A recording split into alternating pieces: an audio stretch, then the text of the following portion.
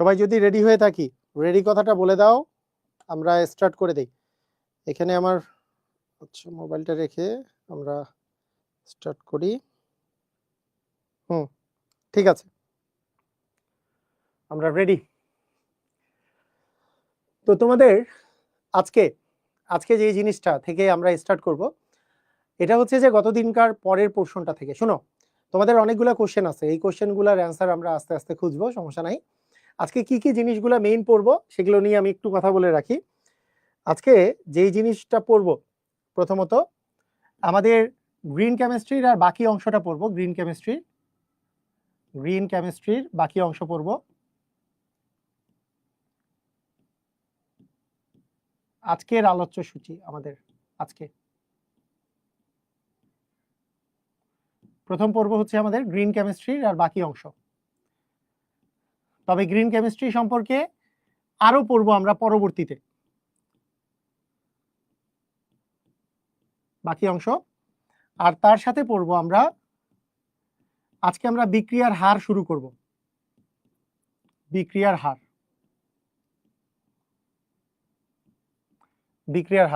ঠিক আছে।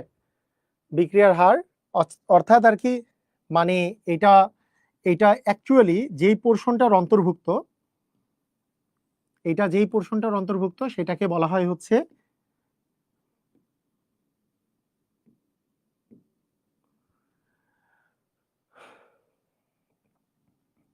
আমরা গতিবিদ্যা বলতে পারি। গতিবিদ্যার একটা ছোট পোর্শন পড়বো, মানে ছোট পোর্শন বাট ইম্পর্টেন্ট পোর্শন, সেই পোর্শনটা আমরা পড়বো। তো ঠিক আছে, আমাদের গ্রিন কেমিস্ট্রির বাকি যে পার্টটা আমি আগে পড়াই ফেলি। তোমাদের কোনো কোশ্চেন যখন থাকবে, কোশ্চেনগুলো এখন মনের মধ্যে রাখো। আমি তো তোমাদের ইয়াটা দেখতেছি, কোনো জায়গায় না বুঝলে আমি তোমাদের কমেন্ট দেখতেছি, 2-5 থেকে কমেন্ট দেখতেছি।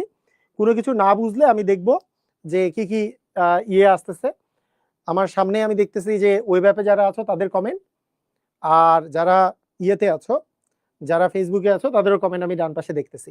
কোনো সমস্যা নেই, ঠিক আছে। তো সেই জন্য তোমাদের সবাই রেডি হয়ে যাও, আমরা এক এক করে শুরু করি আজকের পোর্শনটা। তো তোমাদের গতদিন যে গ্রিন কেমিস্ট্রির যে পোর্শনটুক পর্যন্ত আমরা পড়েছিলাম, সেইটার পরে আমাদের গ্রিন কেমিস্ট্রি গতদিন আমরা পড়েছিলাম একটা ইম্পর্টেন্ট জিনিস, সেটা হচ্ছে atom economy. Atom economy atom economy বলতে অ্যাকচুয়ালি আমরা কাকে বলেছি অ্যাটম ইকোনমি? যেইটা আমাদের মূল উৎপাদ, সেইটার পার্সেন্টেজ, মোট উৎপাদের তুলনায় আমাদের মূল উৎপাদ বা কাঙ্ক্ষিত উৎপাদ যেটা, যেটা শতকরা পরিমাণ, সেটাকে আমরা বলতেছিলাম হচ্ছে অ্যাটম ইকোনমি, তাই না? এটা শতকরা পরিমাণটাকেই আমরা বলছিলাম হচ্ছে অ্যাটম ইকোনমি। ওকে, তো এই জিনিসটাকে আমরা বলছিলাম হচ্ছে অ্যাটম ইকোনমি, তাই না?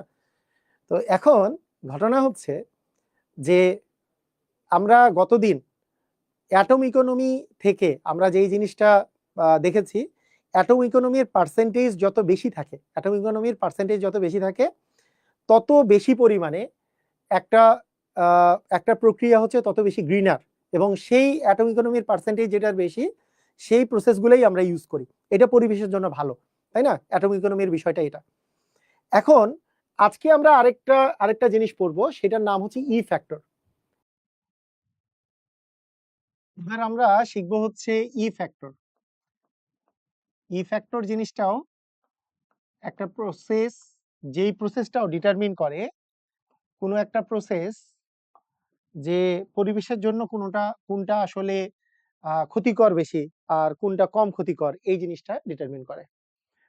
তো এইটা মূলত যে কোনো একটা প্রসেসে যতগুলা বর্জ্য উৎপন্ন হয় এবং যতগুলো উৎপাদ উৎপন্ন হয়, এর অনুপাতকে বোঝায়। তাহলে দেখো যে কোনো প্রক্রিয়ায়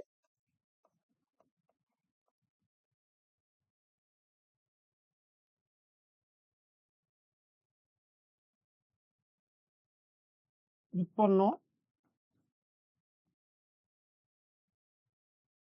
মোট বর্জ্য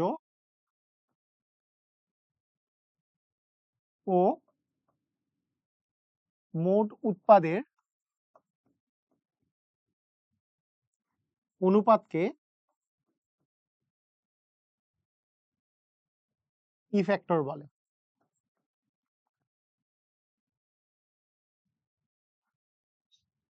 তো এখানে কিছু কনফিউশন আছে, একটু পরে কনফিউশন গুলো তোমাদের দূর হবে।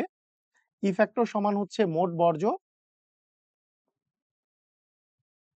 ভাগ হচ্ছে মোট উৎপাদ।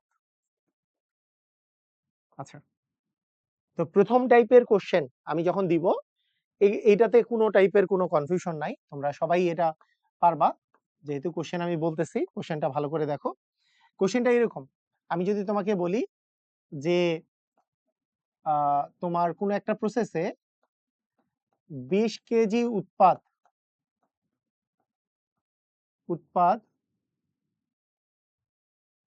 উৎপাদনের জন্য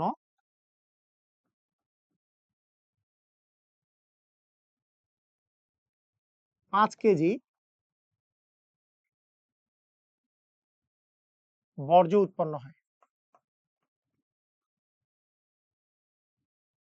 তোমাকে বলা হইলো যে ই ফ্যাক্টর কত। দেখো ই ফ্যাক্টর কত, এই ধরনের কোশ্চেন যদি তোমার আসে, কোনো কনফিউশন নাই, মোট বর্জ্যের পরিমাণ দেওয়া আছে, মোট উৎপাদের পরিমাণ দেওয়া আছে, তুমি জাস্ট একটাকে আরেকটা দিয়ে ভাগ করে দিবা, মোট বর্জ্যকে মোট উৎপাদ দিয়ে ভাগ করে দিবা, মানে ই ফ্যাক্টর সমান হবে মোট বর্জ্যের পরিমাণ হচ্ছে 5 কেজি, দুটাই একই ইউনিটে থাকতে হবে, আর মোট উৎপাদের পরিমাণ হচ্ছে 20 কেজি। তার মানে তুমি কাটাকাটি করলে পাচ্ছ 1/4, তার মানে ই ফ্যাক্টরের পরিমাণ হচ্ছে 1/4, তার মানে 1/4 মানে তুমি বলতে পারো যে 0.25, তাই না? ই ফ্যাক্টর হচ্ছে 0.25। এখন কথা হলো এই ধরনের কোশ্চেন যদি তোমার দেওয়া থাকে যে মোট বর্জ্যের পরিমাণ দেওয়া আছে, মোট উৎপাদের পরিমাণ দেওয়া আছে, এটাতে কোনো কনফিউশন নাই, এটাতে সব ক্ষেত্রে তোমার অ্যান্সারটা মোট বর্জ্য বাই মোট উৎপাদ হবে।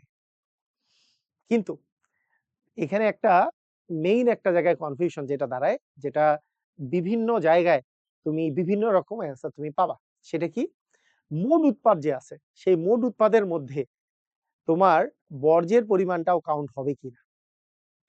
এটার একটা এক্সাম্পল দিচ্ছি, তাহলে তুমি বুঝতে পারবা। দেখো, মনে করো এ প্লাস বি মিলে তোমার হচ্ছে সি প্লাস ডি তৈরি করছে, সি আর ডি। এ আর বি হচ্ছে বিক্রিয়ক, সি আর ডি হচ্ছে উৎপাদ। এর মধ্যে আমি বললাম ডি হচ্ছে বর্জ্যের পরিমাণ, বর্জ্য, আর সিটা হচ্ছে কাঙ্ক্ষিত উৎপাদ, যেটা তোমাদের কাঙ্ক্ষিত যেই উৎপাদটা আছে সেটা কাঙ্ক্ষিত উৎপাদ, মানে আমি চাই সি করতে কিন্তু ডি বর্জ্য তৈরি হয়েছে। তো এখন আমি যদি বলি এক্ষেত্রে ই ফ্যাক্টর কি, ই ফ্যাক্টরটাতে আমাদের মোট বর্জ্য থাকবে উপরে, মোট বর্জ্য তো হচ্ছে ডি, তাহলে ডি এর আণবিক ভর উপরে, আর উৎপাদ বলতে আমি যদি বলি সি শুধু উৎপাদ, এটা দিলাম নিচে। ই ফ্যাক্টর একটা এটা হতে পারে, আরেকটা ই ফ্যাক্টরের ভ্যালু হতে পারে এরকম যে, যেহেতু আমাকে বলা হয়েছে যে বর্জ্যের পরিমাণ হচ্ছে এখানে ডি, বর্জ্য হচ্ছে ডি এর আণবিক ভর ভাগ সি এর আণবিক ভর প্লাস ডি এর আণবিক ভর, কারণ এখানে কাঙ্ক্ষিত উৎপাদ যেমন আছে, এখানে তো বর্জ্যটাও তো একটা উৎপাদ, তাহলে মোট উৎপাদ দিয়ে যেহেতু আমরা ভাগ করব, মোট উৎপাদ দিয়ে যেহেতু ভাগ করব, তাহলে আমাদের এখানে দুইটা মানই আসলে আমাদের এখানে আসবে কিনা, যে বর্জ্যের পরিমাণ এবং হচ্ছে কাঙ্ক্ষিত উৎপাদের পরিমাণ মিলে কি মোট উৎপাদ কিনা। তো এটারই কথা আমি বলছি যে অ্যাকচুয়ালি দুটাই সঠিক, দুটাই সঠিক কেন, দুটাই ব্যবহার করা হয়। যেমন তুমি এরকমেরই আরেকটা এক্সাম্পল আমি তোমাকে বলবো, যে চ্যাপ্টার 3 এর মধ্যে আছে, যে চ্যাপ্টার 3 এর মধ্যে তোমাকে বলা হয় যদি টেট্রামিন কপার সালফেটের সংকরায়ন কি, তুমি ইন্টারনেটে সার্চ দিলে দুই রকমের মতামত পাবা, sp2d আর একটা হচ্ছে dsp2, দুটাই সঠিক। যেমন হাজারি স্যারের বইয়ে sp2d আছে, আবার অন্যান্য কবির স্যার বা অন্যান্য অনেকগুলো বইয়ে dsp2 দেওয়া আছে, দুটাই সঠিক। হ্যাঁ, কিন্তু যেহেতু আমরা হাজারি স্যারের বইকে বেশি রেফারেন্স ধরি, স্যাররা বেশি কারেক্ট মনে করে, তো আমরা সাধারণত সাজেস্ট করি sp2d দিতে। কিন্তু এই ক্ষেত্রে দেখা যায় হাজারি স্যারের বইয়ে এরকমের কোনো অঙ্ক নাই, শুধুমাত্র এই যে মনে করো কবির স্যার বা ঘোষ স্যার এগুলো বইয়ে তো দেওয়া আছে যে মোট বর্জ্য ভাগ মোট উৎপাদ, এটা দেয়া আছে, কিন্তু উৎপাদের মধ্যে বর্জ্য কাউন্ট হবে কিনা দেয়া নেই। আগেকার কবির স্যারের বইয়ে এই বিষয়টা দেওয়া ছিল যে মোট উৎপাদের মধ্যে আমাদের এই কাঙ্ক্ষিত উৎপাদের সাথে বর্জ্যের পরিমাণ যোগ করে দেওয়া ছিল। সেই জন্য তুমি বিভিন্ন কনসেপ্ট বুকে এই অ্যান্সার গুলা দেখতে পাবা। কিন্তু এখনকার বইয়ে কোনো অঙ্ক করা নাই কবির স্যারের। এখন শুধুমাত্র এই ধরনের অঙ্ক দেয়া আছে যে বইগুলাতে, বিশেষ করে গুহ স্যারের বইয়ে বা কিছু ইংলিশ ভার্সনে কিছু বইয়ে দেওয়া আছে, সেগুলোতে সব ক্ষেত্রে এইটা ইউজ করা হয়েছে। সব ক্ষেত্রে দুটোই কারেক্ট। এইটা যেহেতু এখনকার বইগুলাতে ইউজ করা হয়েছে, এইটা যেহেতু তোমাদের একটা বইয়েও নাই, তাই তোমরা এখন আর এটা ইউজ করবে না। যদিও আমি বলবো যে তুমি কনসেপ্ট বুকে যে অনেক রেপুটেটেড কনসেপ্ট বুক বা অন্যান্য অনেক বইয়ের মধ্যে যেটা দেখতে পাবা, এটাও তুমি দেখতে পাবা। কিন্তু যেহেতু তোমাদের মেইন বই যেগুলো আসলে স্বীকৃত বই, তাদের মধ্যে বেশিরভাগের গুলোতেই ই ফ্যাক্টরের অঙ্ক দেওয়া নেই, যেটাতে দেয়া আছে সেটাতে বর্জ্যের পরিমাণটা ডিভিশন কাঙ্ক্ষিত উৎপাদটাকেই উৎপাদ ধরেছে, মোট উৎপাদটাকে কাঙ্ক্ষিত উৎপাদ ধরেছে। এইটা দিয়েই তুমি অঙ্ক করো। যেমন তোমাদের এরকম একটা অঙ্ক সাস্টে আসছিল, এই সাস্টে আসছিল ই ফ্যাক্টর নির্ণয় করো। এইটার আমাদের কনসেপ্ট বুক সহ বিভিন্ন জায়গায় আমরা করাতাম। এটা যেটা করাতাম যে বর্জ্যটাকে আমরা উৎপাদ ধরে অঙ্কটা করাতাম। কিন্তু এখনকার বইয়ে যেহেতু এটার কোনো বইয়েই এটা রেফারেন্স নাই, তাই তোমাদের প্রতি আমার সাজেশন থাকবে ই ফ্যাক্টর সমান, তুমি প্রথমে যদি চিন্তাও করো যে মোট বর্জ্য ভাগ মোট উৎপাদ তো ঠিকই আছে, কিন্তু মোট উৎপাদকে তুমি কাঙ্ক্ষিত উৎপাদ হিসাবেই তুমি কাউন্ট করে লিখবা। কিন্তু কিন্তু ব্যাপারটা হচ্ছে মোট উৎপাদই লিখতে হয়। কেন? কারণ এটা সূত্রই হচ্ছে মোট বর্জ্য বাই মোট উৎপাদ। মোট উৎপাদের মধ্যে বর্জ্য নাই, ইস্যুটা হচ্ছে এটা। এখানে মোট বর্জ্য দেখো, এখানে বলে দেওয়া আছে এই একটা বিক্রিয়ার মধ্যে বর্জ্য দেওয়া আছে HCl, দেখো HClটা হচ্ছে বর্জ্য আর উৎপাদটা বলা হচ্ছে এটা। তাহলে HCl যদি বর্জ্য হয়, HCl এর আণবিক ভর লাগবে। তাহলে HCl এর আণবিক ভর কত বলো? HCl এর আণবিক ভর কত হবে? H এর হচ্ছে 1 আর Cl এর হচ্ছে 35.5, তাই না? আর উৎপাদকে আমি ধরবো, এখানে দেখো কার্বন আছে একটা দুইটা তিনটা, তাহলে 3 × 12 প্লাস হাইড্রোজেন আছে 2 আর 3 4 5 6টা, তাহলে 1 × 6 প্লাস একটা অক্সিজেন আছে মানে 16। দেখো কত আসে। আমরা যেটা পাবো সেটা হলো এরকম, তাহলে উপরে যাচ্ছে 36.5 আর নিচে আসতেছে 36 প্লাস 6 প্লাস হচ্ছে 16 মানে 58। তবে 36.5 ভাগ 58 কত আসে?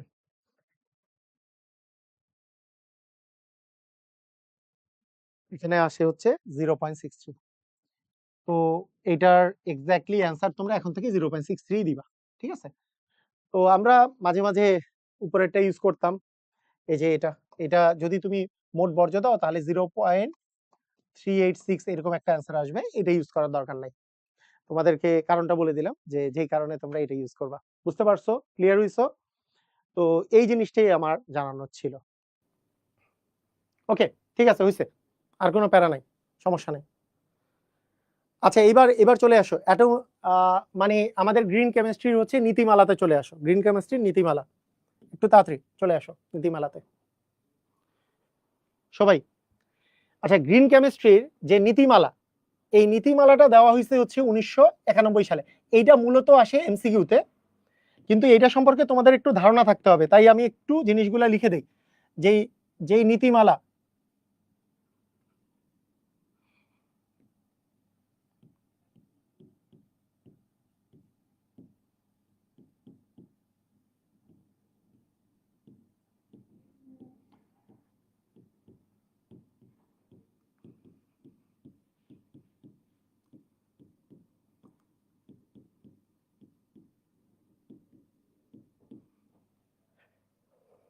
দেখো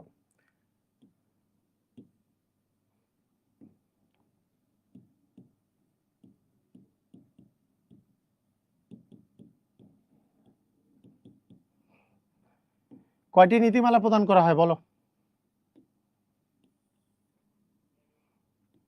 কি হলো এটা?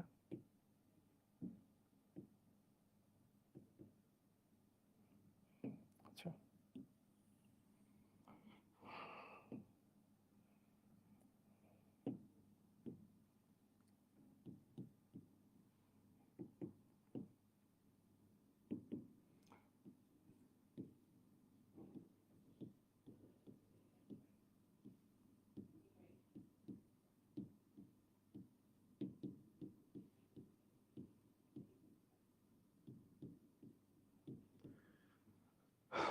বলো গ্রিন কেমিস্ট্রি নীতিমালা কয়টা? 12টা নীতিমালা প্রদান করা হয়েছে। এগুলো সম্পর্কে তোমাদের ধারণা থাকতে হবে। কি কি ধারণা থাকতে হবে দেখো।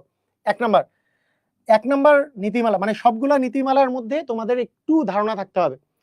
প্রথম বিষয়টা হচ্ছে বলতো অ্যাটম ইকোনমির পার্সেন্টেজ বেশি থাকা লাগবে নাকি কম থাকা লাগবে? অ্যাটম ইকোনমি আমরা যে প্রথম দিন পড়ছি, বলতো নীতিমালা কে কি দেওয়া থাকতে পারে? অ্যাটম ইকোনমির পার্সেন্টেজ বেশি থাকা লাগবে নাকি কম থাকা লাগবে? একটু আমাকে বলো, পার্সেন্টেজ কি বেশি থাকা লাগবে? কমেন্ট করো, বেশি নাকি কম? বেশি থাকা লাগবে। তার মানে সর্বোচ্চ অ্যাটম ইকোনমি। প্রথম যে বিষয়টা আমরা বলবো যে সর্বোচ্চ অ্যাটম ইকোনমি, এটা অ্যাটম ইকোনমি কি জিনিস আমরা এতদিন পড়ে ফেলছি। অ্যাটম ইকোনমি নিয়ে আমরা ডিটেইলস গতদিন পড়ছি, অ্যাটম ইকোনমি কিভাবে করে বের করতে হয় এই জিনিসটা। ওকে, ভেরি গুড। বেশি বেশি বেশি বেশি, ওকে ভেরি গুড, সুন্দর, সবাই বলছো বেশি। ওকে, আচ্ছা বলো তো বর্জ্য, বর্জ্য কি থাকতে হবে? বর্জ্যের পরিমাণটা কম থাকতে হবে নাকি বেশি থাকতে হবে? তাহলে বর্জ্য পদার্থগুলো কি করতে হবে? রোধ করতে হবে। অ্যাকচুয়ালি এর মধ্যেই চলে আসবে কি, এর মধ্যেই আমরা বলতে পারি ই ফ্যাক্টর কম,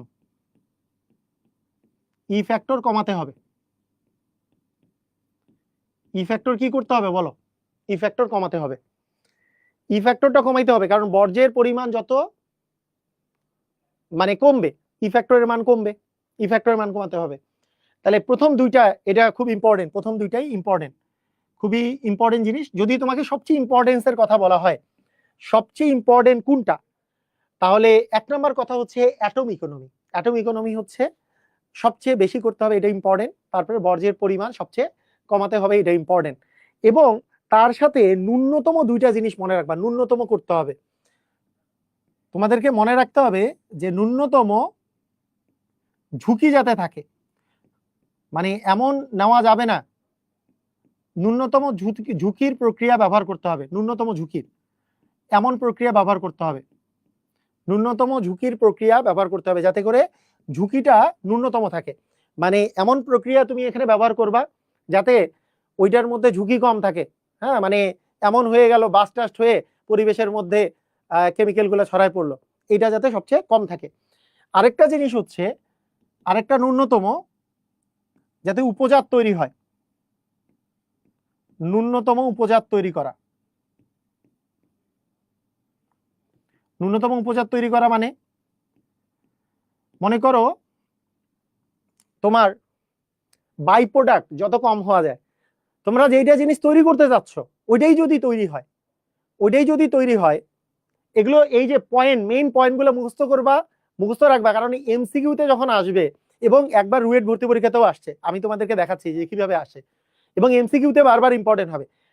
তুমি মেইন পয়েন্টগুলো মনে, মানে 12টা পয়েন্টই মনে রাখবা, এবং সেইখানের মেইন জিনিসগুলো কি বলছে, এটা এই যে আমি যেগুলো বলতেছি এই জিনিসগুলো আমি যা লিখে দিচ্ছি এটা মনে রাখবা, আমি যেগুলো বলতেছি এগুলো একটু ঝাড়া মুখস্থ করার দরকার নেই। 12টা তো তুমি মুখস্থ করে ফেললা, কিন্তু সেগুলোর পয়েন্টে কি বলছে সেই জিনিসগুলো তোমার মনে রাখতে হবে, নাহলে এমসিকিউ অ্যান্সার করতে পারবা না।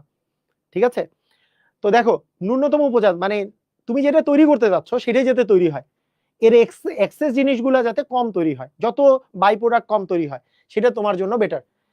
এইটা করতে যে তোমার দুইটা জিনিস মনে রাখতে হবে, যে আমাদের এই যে ঝুঁকি যে কমানোর জন্য তোমাকে নিরাপদ কেমিক্যাল পরিকল্পনা করতে হবে। নিরাপদ, এটা এটা লেখা আছে নিরাপদ, এমন কেমিক্যাল তুমি ইউজ করবা যেগুলো হচ্ছে নিরাপদ, এমন তুমি কেমিক্যাল ইউজ করবা। নিরাপদ কেমিক্যাল পরিকল্পনা এটা খুবই জরুরি, এবং সেই ক্ষেত্রে নিরাপদ তুমি দ্রাবক ব্যবহার করবা। এমন দ্রাবক তুমি ব্যবহার করবা না, দ্রাবক মানে কি, এই চিনি আর পানি, চিনিটা হচ্ছে দ্রব মানে সলিউট, আর পানিটা হচ্ছে কি দ্রাবক মানে কি সলভেন্ট। সলভেন্টের ক্ষেত্রেও মানে তুমি দ্রাবক, তো নিরাপদ কেমিক্যাল পরিকল্পনা মানে কি, এর মধ্যে তুমি যেই প্রসেসগুলো অ্যাপ্লাই করতেছো এগুলো যাতে নিরাপদ থাকে, এটার একটা পরিকল্পনা করতে হবে। এর মধ্যে ইম্পর্টেন্ট একটা বিষয় হচ্ছে এমন দ্রাবক ইউজ করবা সেটাও যাতে নিরাপদ থাকে, সেজন্য নিরাপদ দ্রাবক ইউজ করাও তোমার জন্য জরুরি। নিরাপদ দ্রাবক, নিরাপদ দ্রাবক পরিকল্পনা, মানে সলভেন্ট তোমার যাতে নিরাপদ একটা দ্রাবক তুমি যাতে ইউজ করতে পারো। আচ্ছা, এর পরের কাহিনী হচ্ছে এগুলোর মধ্যে তুমি কি ইউজ করবা। 7 নাম্বার, তুমি যেটা ইউজ করবা সেটা হচ্ছে তোমার প্রয়োজন মতো তোমাকে প্রভাবক বা প্রভাবন ইউজ করবা। প্রভাবক বা প্রভাবন ইউজ করবা। প্রভাবক বা প্রভাবন একই জিনিস। সেটা হচ্ছে কি, কোনো একটা বিক্রিয়া যাতে করে দ্রুত গতিতে সম্পন্ন হয় বা সর্বোচ্চ পরিমাণ যাতে উৎপাদ পাওয়া যায়, সেই জন্য আমরা যেই পদার্থগুলোকে ব্যবহার করি এবং বিক্রিয়া শেষে যেগুলো অপরিবর্তিত থাকে, মানে বিক্রিয়ার প্রসেসে এটা সাহায্য করে। বিক্রিয়ার প্রসেসে আচ্ছা, বলছে যে বাই প্রোডাক্ট কি। বাই প্রোডাক্ট মানে হচ্ছে প্রোডাক্টের এক্সেস জিনিস। মনে করো তুমি একটা জিনিস তৈরি করতে চাচ্ছ, কিন্তু তার সাথে সাথে এক্সট্রা যে জিনিসগুলো তৈরি হচ্ছে এগুলাকে আমরা বাই প্রোডাক্ট বলি। এক্সট্রা যে জিনিসগুলো তৈরি হবে সেগুলোকে বাই প্রোডাক্ট বলি। আচ্ছা, এখানে কি বললাম, সেটা হচ্ছে প্রভাবক বা প্রভাবন ইউজ করতে হবে। প্রভাবন ইউজ করলে আমাদের প্রক্রিয়াগুলো দ্রুত সম্পন্ন হয়, এবং দ্রুত সম্পন্ন হইলে এখানে আমাদের পরিবেশের জন্য সুবিধা হয়। তাই প্রভাবন সঠিক মতো করে ইউজ করা এটাও জরুরি। এরপরে দুইটা জিনিস শক্তির ক্ষেত্রে খুবই ইম্পর্টেন্ট। শক্তির ক্ষেত্রে খুব ইম্পর্টেন্ট জিনিস হচ্ছে তুমি নবায়নযোগ্য, যেগুলো শেষ হয় না, নবায়নযোগ্য শক্তির ব্যবহার বাড়াতে হবে। নবায়নযোগ্য শক্তির ব্যবহার, এই নবায়নযোগ্য শক্তি কোনগুলা, যেগুলো শেষ হয় না। জীবাশ্ম জ্বালানি সেগুলো হচ্ছে যেগুলো শেষ হয়ে যায়। তাহলে দেখো, নবায়নযোগ্য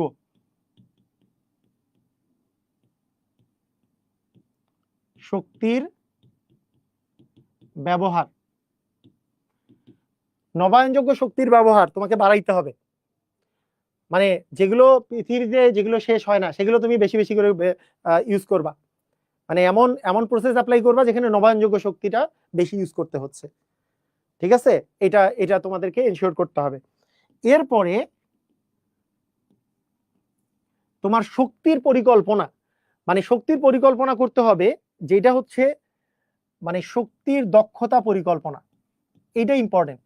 শক্তির দক্ষতা পরিকল্পনা মানে কি, এইটার মধ্যে একটা জিনিস আসবে যে তুমি সাধারণত জিনিসগুলাকে কক্ষ তাপমাত্রায় করানোর চেষ্টা করবা। কক্ষ তাপমাত্রায় যদি তুমি করানোর চেষ্টা করো তাহলে দেখবা যে এখানে শক্তি কম লাগতেছে। শক্তি যদি কম লাগে তোমার জন্য বেটার, শক্তি কম লাগলে তোমার জন্য বেটার। আর কক্ষ তাপমাত্রা থেকে যদি উচ্চ তাপমাত্রায় বা উচ্চ চাপে যদি তুমি করো তাহলে বেশি বেশি শক্তি দরকার। তো উচ্চ তাপমাত্রা উচ্চ চাপে করলে প্রোডাক্ট, আচ্ছা আমি বলতেছি উচ্চ তাপমাত্রা আর উচ্চ চাপে যদি তুমি করো বেশি পরিমাণ শক্তির দরকার হবে। আর বেশি পরিমাণ শক্তির দরকার হইলে সেটা তোমার জন্য মানে পরিবেশের জন্য হ্যাম্পার হবে। তাই শক্তি যত কম ব্যবহার করা যায়, সাধারণত কক্ষ তাপমাত্রায় ও চাপে এই প্রসেসগুলো চালনা করতে হবে যাতে করে শক্তি কম ইউজ হয়, শক্তি কম যদি ব্যবহার হয়। এরপরে একটা ইম্পর্টেন্ট জিনিস হচ্ছে প্রাকৃতিক রূপান্তর। প্রাকৃতিক রূপান্তর মানে এখানে এমন কিছু তোমার এই প্রক্রিয়ায় এমন কিছু জিনিস ইউজ করতে হবে যাতে করে যেগুলো আমাদের উৎপন্ন হচ্ছে সেগুলো যাতে পরিবেশে সহজেই ব্যাকটেরিয়ার মাধ্যমে পচে যায়। ব্যাকটেরিয়ার মাধ্যমে এই উৎপাদগুলা আরেকটা জায়গায় রূপান্তরিত হয়, আরেকটা শক্তিতে রূপান্তরিত হচ্ছে বা আরেকভাবে রূপান্তরিত হচ্ছে, যেটা পরিবেশের তেমন ক্ষতি করতেছে না। মানে তুমি দেখো, প্রাকৃতিক রূপান্তরটা এমন হবে, যে জিনিসটা তৈরি হচ্ছে সেটা রূপান্তরটা এমন হবে অটোমেটিকলি যাতে সেটা পরিবেশের ক্ষতি না করে। ঠিক আছে, আমরা আসবো। আমি আগে তোমাদেরকে নর্মাল জিনিসগুলো আগে বলে দেই।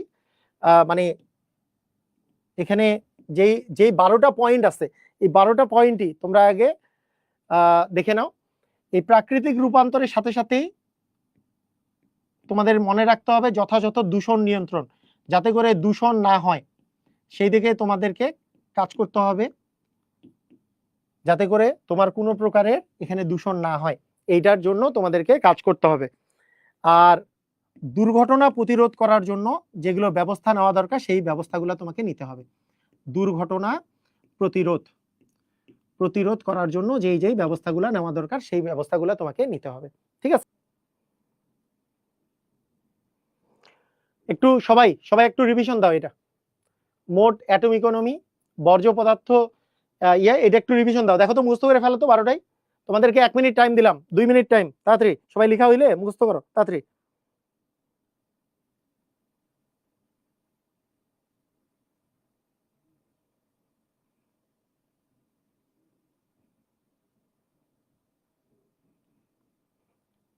আচ্ছা আসো এইবার 9 আর 10 নাম্বারটা আরেকবার বলবো। 9 আর 10 নাম্বারটা হচ্ছে শক্তির দক্ষতা পরিকল্পনা, মানে শক্তি যাতে কম ইউজ করতে হয়। শক্তি কম ইউজ করা মানে কি? শক্তি কম ইউজ করা মানে হচ্ছে তোমার যাতে করে কক্ষ তাপমাত্রায় তুমি জিনিসটা ইউজ করো। কক্ষ তাপমাত্রা ও চাপে, বেশি তাপমাত্রা এবং চাপে যাতে ইউজ না করো। আচ্ছা ঠিক আছে, এইবার চলে আসো। দেখো এখান থেকে যে কোশ্চেন আসে, গ্রিন কেমিস্ট্রির মূল লক্ষ্য কি? গ্রিন কেমিস্ট্রির মূল লক্ষ্য হচ্ছে পরিবেশ বান্ধব যাতে তোমার যে কোনো রাসায়নিক বিক্রিয়া যাতে পরিবেশ বান্ধব হয়, সেই জন্য এটাই হচ্ছে গ্রিন কেমিস্ট্রির মূল লক্ষ্য। এইবার এর 5টি নীতিমালা ব্যাখ্যা করো। 5টি নীতিমালার মধ্যে, এই যে 12টা নীতিমালার মধ্যে 5টা নীতিমালা তুমি ব্যাখ্যা করবা। পারবা কি পারবা না বলো? 5টা নীতিমালা দিয়ে দিবা। 5টা নীতিমালা, তার মধ্যে তুমি দিবা যে সর্বোচ্চ অ্যাটম ইকোনমি, বজ্র নিয়ন্ত্রণ, বজ্র পদার্থ বর্জ্য যেটা আছে, বর্জ্য পদার্থ রোধ, তারপরে ন্যূনতম ঝুঁকি, এগুলো তুমি দিয়ে দিবা। 5টা যে কোনো দিয়ে দিবা। এগুলো কিন্তু পরীক্ষায় তোমার আসে, দেখো ভর্তি পরীক্ষাতেও আসে। তোমাদের সাধারণত তোমাদের এইচএসসিতে যেগুলো আসে সেগুলো হচ্ছে এমসিকিউ। এইচএসসিতে আসবে তোমার এমসিকিউ। ঠিক আছে, এমসিকিউটা কিরকম আসে দেখো। গ্রিন কেমিস্ট্রিতে অধিক তাৎপর্যপূর্ণ নীতি কোনটা?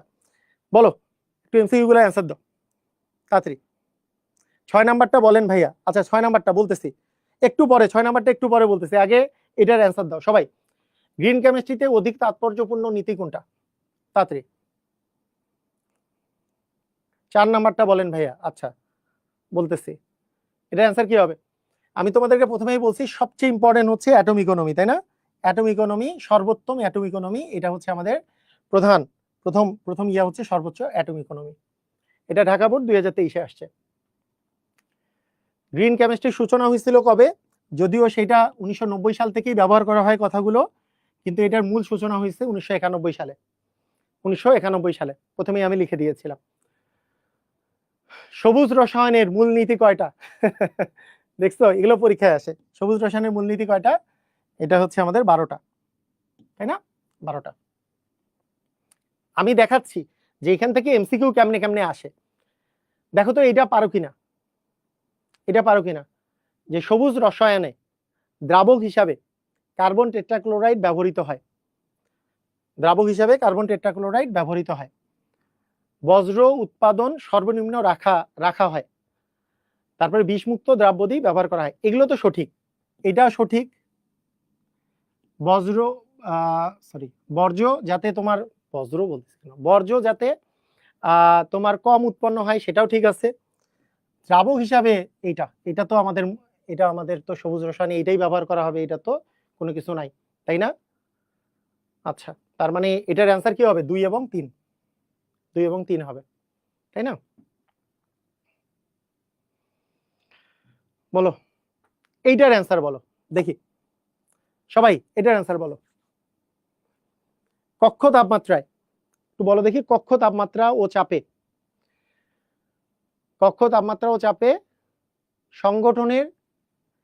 বিক্রিয়া সংগঠনের চেষ্টা করা কোনটা অন্তর্ভুক্ত?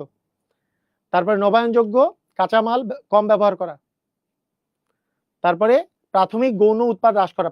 গৌণ উৎপাদ মানে তোমার মেইন উৎপাদ বাদ দিয়ে, মেইন উৎপাদ হচ্ছে মুখ্য উৎপাদ, আর গৌণ উৎপাদের পরিমাণ হ্রাস করা।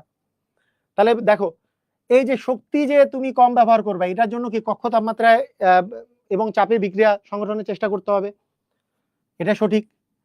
নবায়নযোগ্য কাঁচামাল কম ব্যবহার করতে হবে, এটাও সঠিক। আর গৌণ উৎপাদ যাতে কম হয়, গৌণ মানে কি? সেকেন্ডারি, মানে মেইন উৎপাদ হচ্ছে মুখ্য উৎপাদ। তাহলে মুখ্য উৎপাদ তো ঠিক আছে, মুখ্য উৎপাদ যাতে তৈরি হয়। গৌণ উৎপাদ মানেই হচ্ছে ওই যে আমরা যে বলি বাই প্রোডাক্ট, এটাকেই আমরা বলি হচ্ছে বাই প্রোডাক্ট। তাহলে বাই প্রোডাক্টের পরিমাণটা কি করতে হবে, বাই প্রোডাক্টের পরিমাণটা কমাইতে হবে। মানে গৌণ উৎপাদকে আমরা, আচ্ছা গৌণ উৎপাদই ইংলিশে বলবো হচ্ছে বাই প্রোডাক্ট, বাই প্রোডাক্টের পরিমাণটা কমাইতে হবে। মানে মনে করো একটা প্রক্রিয়া আছে, এ প্লাস বি থেকে তোমার তৈরি হচ্ছে সি প্লাস ডি, তোমার তৈরি করার কথা সি, আমি চাচ্ছিলাম যে সি তৈরি হোক, তাহলে এটা হবে উৎপাদ। তাহলে আলাদাভাবে করে একটা ডি তৈরি হলো, এটাকে বলবো আমরা গৌণ উৎপাদ। তাহলে মুখ্য উৎপাদ যেটা আমি তৈরি করতে চাইছিলাম, কাঙ্ক্ষিত উৎপাদ, যেটা তৈরি করতে চাই নাই ওটা আপনা আপনি তৈরি হয়েছে, এটাকে বলবো বাই প্রোডাক্ট বা গৌণ উৎপাদ। কথা কি বুঝেছো? তাহলে এটা হচ্ছে মূল উৎপাদ, আর এটা হচ্ছে তোমার গৌণ উৎপাদ। তাহলে গৌণ উৎপাদের পরিমাণটা কমাতে হবে, এটাও তো ঠিক আছে। তার মানে এটার অ্যান্সার কি হবে? 1 2 3। ক্লিয়ার? বুঝছো? নবায়নযোগ্য, সরি কি লিখলাম এটা,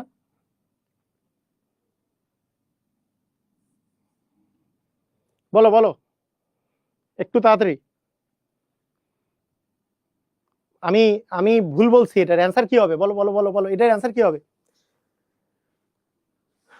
এই 1 2 3 হবে কিনা? 1 2 3 হবে নাকি 1 3 হবে? কোনটা হবে? তাড়াতাড়ি বলো। 1 2 3 হবে নাকি 1 3 হবে? কোনটা হবে? নবায়নযোগ্য তো, অনবায়নযোগ্য কাঁচামাল, নবায়নযোগ্য কাঁচামাল কম ব্যবহার করা, এটার অ্যান্সার হচ্ছে খ নাম্বার, খ নাম্বার হবে, খ নাম্বার। আরে আমি আমি আবার কম ব্যবহার করা কেন? ব্যবহার করতে হবে, কমটা আমি আসলে মাথার মধ্যে। ওকে, এই যে দেখো কোথায় কোথায় আমরা যেখানে পড়ছি সেখানে দেখো, এই যে নবায়নযোগ্য, এই যে নবায়নযোগ্য শক্তির ব্যবহার করতে হবে। তাহলে কাঁচামাল এমন কিছু নিতে হবে যেটা হচ্ছে নবায়নযোগ্য, তাই না?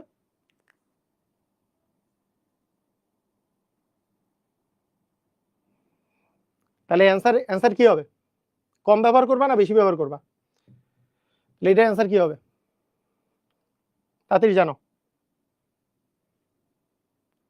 বলো বলো। ফার্স্টে আমি অ্যান্সার দিছি, কে কে অ্যান্সার দিছো? সঠিক অ্যান্সার কে কে দিছো? বি দিছো না ডি দিছো? বলো।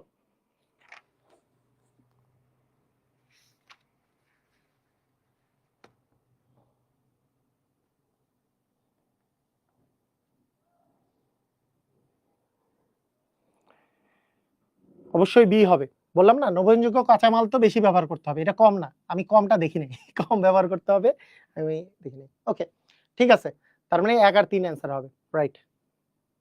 ঠিক আছে, এবার আসো, এইবার আমরা যেটা করব সেটা হচ্ছে যে গ্রিন কেমিস্ট্রির মধ্যে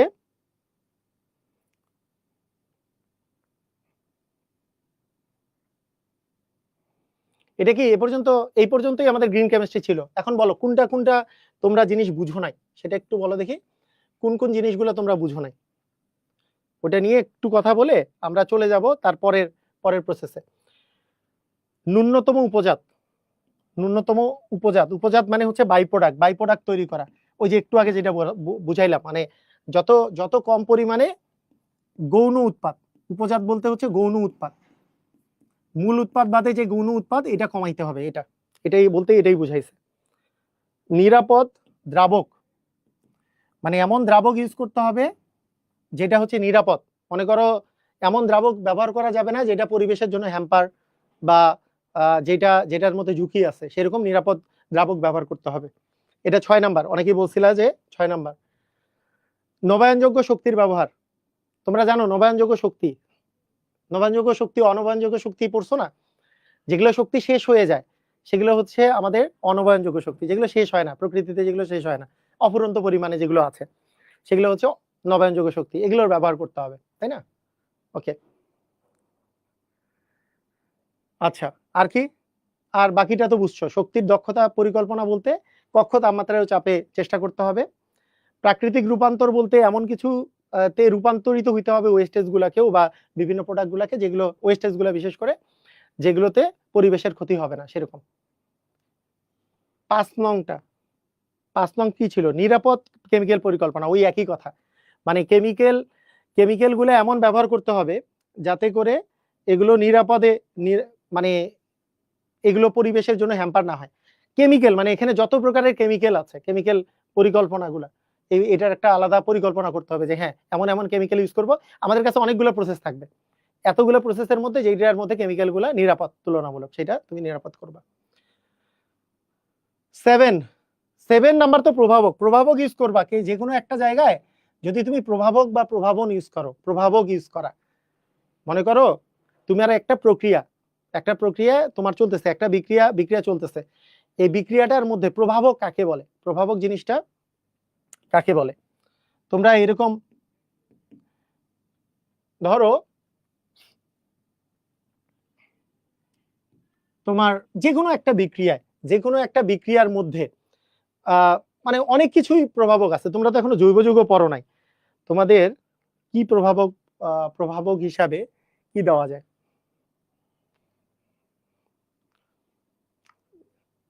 আচ্ছা, মানে আমি একটা এক্সাম্পল দিই, তোমরা যদিও এগুলো পড়ো নাই। ধরো C6H6, এটার নাম হচ্ছে বেনজিন। মনে করো বেনজিনের সাথে যখন ক্লোরিনের বিক্রিয়া হয়, ঠিক আছে, বেনজিনের সাথে যখন ক্লোরিনের বিক্রিয়া হয় তাহলে তখন উৎপন্ন করে ক্লোরোবেনজিন, C6H5Cl প্লাস হয় HCl। তো এইটার মধ্যে এই বিক্রিয়াটা তো কিন্তু খুব সুন্দর, দেখো যে এইখান থেকে একটা এইচ এর জায়গায় একটা সিএল চলে আসছে, ওই এইচটা HCl এর সাথে চলে গেছে, বিক্রিয়া দেখে মনে হচ্ছে খুব সুন্দর। কিন্তু এই বিক্রিয়াটা করানোর জন্য অনাদ্র অ্যালুমিনিয়াম ক্লোরাইড দিতে হয়। অ্যালুমিনিয়াম ক্লোরাইড যদি দাও তাহলে অ্যালুমিনিয়াম ক্লোরাইডটা এইখানে বিক্রিয়ার মধ্যে অংশগ্রহণ করে না, কিন্তু এই যে ক্লোরিনটাকে ভেঙে প্লাস আর মাইনাসে ভেঙে এইখানে একটা ক্লোরিনকে মানে এটাকে বলে মানে ইলেকট্রোফাইল তৈরি করা, যাই হোক এইখানে এসে হাইড্রোজেনের জায়গায় রিপ্লেস হয়ে যায়। যেহেতু হাইড্রোজেনের জায়গায় রিপ্লেস হয়ে যায়, এই যে প্রক্রিয়াটা যে আছে এই প্রক্রিয়াটার মধ্যে দেখবা এই অ্যালুমিনিয়াম ক্লোরাইডের কাজ কি, এটাকে ভেঙে বিক্রিয়া ঘটাইলো, বিক্রিয়া ঘটাই আবার AlCl3 আবার যা আছে তাই থাকলো। এখানে AlCl3টা হচ্ছে প্রভাবক, AlCl3টা হচ্ছে প্রভাবক, মানে বিক্রিয়ার সময় বিক্রিয়া করে ও নিজে চেঞ্জ হয় না, ও প্রোডাক্ট যখন তৈরি হয়েছে ও অপরিবর্তিত, AlCl3 অপরিবর্তিত থাকে, কিন্তু এই বিক্রিয়াটা সংগঠিত হওয়ার জন্য এ কাজে লাগাইছে। তাহলে এই জিনিসগুলো তোমার ব্যবহার করতে হবে, বুঝছো? এই জিনিসটা তোমার ব্যবহার করতে হবে। ক্লিয়ার? বুঝছো? কাহিনী বুঝছো? ক্লিয়ার? এটা বুঝছো কিনা, এটা কি বুঝতে পারছো? ওকে ওকে, ঠিক আছে, হইছে হইছে হইছে, আর এগুলো লাগবে না তোমার। এইবার চলে আসো আমাদের এইটার পরে তোমাদের যেটা কাজে লাগবে, এইবার তোমাদের চলে আসো তোমাদের CFC। এখানে আমাদের নিরাপদ যে বিভিন্ন টাইপের আমরা কেমিক্যাল ইউজ করি, তার মধ্যে তোমার মানে যেই জিনিসগুলা পরিবেশের জন্য ক্ষতিকর, যেগুলো ইউজ করা যায় না, তার মধ্যে একটা হচ্ছে CFC। CFC কে বলা হয় হচ্ছে ক্লোরোফ্লোরোকার্বন। এটাকে কি বলা হয় বলতো? ক্লোরোফ্লোরোকার্বন, এটাকে বলা হয় ক্লোরোফ্লোরোকার্বন। এই কথা কি বুঝছো?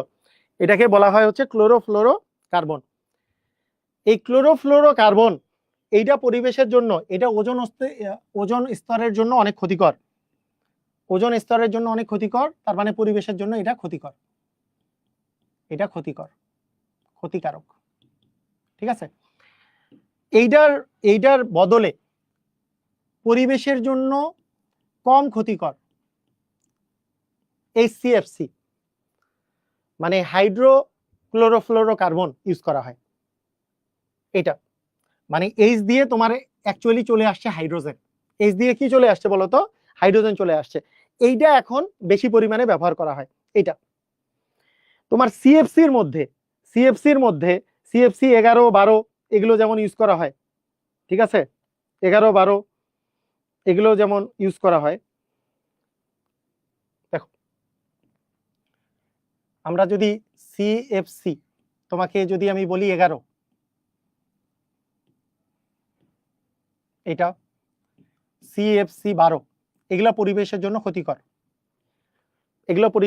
ক্ষতিকর, এখন CFC 11 বলতে তুমি আসলে কোন যৌগটাকে বুঝাবা, CFC 12 বলতে এটা কোন যৌগটাকে বুঝাবা, এটা হচ্ছে বিষয়, এটাকে কোন যৌগটাকে তুমি বুঝাবা।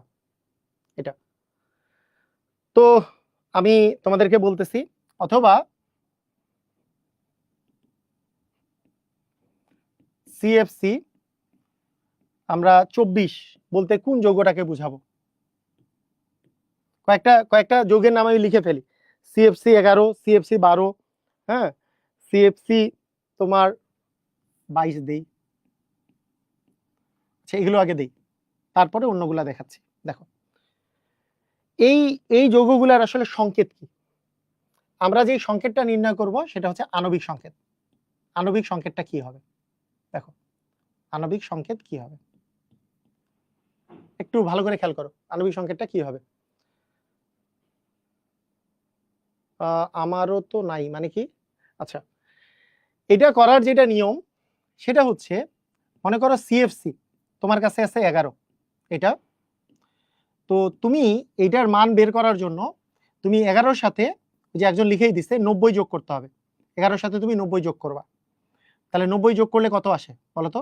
90 যোগ করলে কত আসে? 11-র সাথে 90 যোগ করলে কি 101 আসে? আসে না? 11-র সাথে 90 যোগ করলে আসে 101। তো 11-র সাথে 90 যোগ করলে যে 101 আসতেছে, এই 3 ডিজিটের মধ্যে ফার্স্টের ডিজিট যেটা সেইটা হচ্ছে কার্বনের সংখ্যা, সেকেন্ডের ডিজিট যেটা সেটা হচ্ছে হাইড্রোজেনের সংখ্যা, থার্ড ডিজিট যেটা সেটা রিপ্রেজেন্ট করে হচ্ছে ফ্লোরিনের সংখ্যা। আর বাকিগুলাতে তোমার আসলে ক্লোরিন বসবে, বাকিগুলাতে ক্লোরিন বসবে। আবার বুঝো, আবার ভালো করে বুঝো। প্রথমটা কার সংখ্যা? একবারে বাম পাশের টাকার কার্বন, ডান পাশের টাকার মানে মাঝখানের টাকার হাইড্রোজেন, ডান পাশের টাকার ফ্লোরিন। তার মানে এই যৌগটার মধ্যে কার্বন থাকবে একটা, হাইড্রোজেন থাকবে না, ফ্লোরিন থাকবে একটা। তাহলে এখন বলো তো, এখন তোমরা আমাকে বলো, একটা কার্বনের চারপাশে কয়টা হাত ফাঁকা থাকে? 4টা হাত। একটাতে যদি ফ্লোরিন থাকে তাহলে বাকি আরো 3টা হাত যে আছে, আমি বলছি আর বাকি যতগুলো হাত থাকবে সেগুলোতে, বাকি হাতগুলোতে ক্লোরিন আসবে। বাকি হাতে কি আসবে বলতো? বাকি হাতে ক্লোরিন বসবে। তার মানে ক্লোরিন আর বাকি কয়টা হাতে বসবে বলতো? 3টা হাতে। তার মানে আমরা বলতে পারবো CfCl3। তার মানে এই যে এটার যে আণবিক সংকেত, যেটা এটার আণবিক সংকেত হচ্ছে CfCl3। এটা কি বুঝেছো? এটা কি ক্লিয়ার হয়েছে? একটু আমাকে জানো, একটা একটা করে দেখাই তাতে সুবিধা হবে। এটা কি বুঝছো?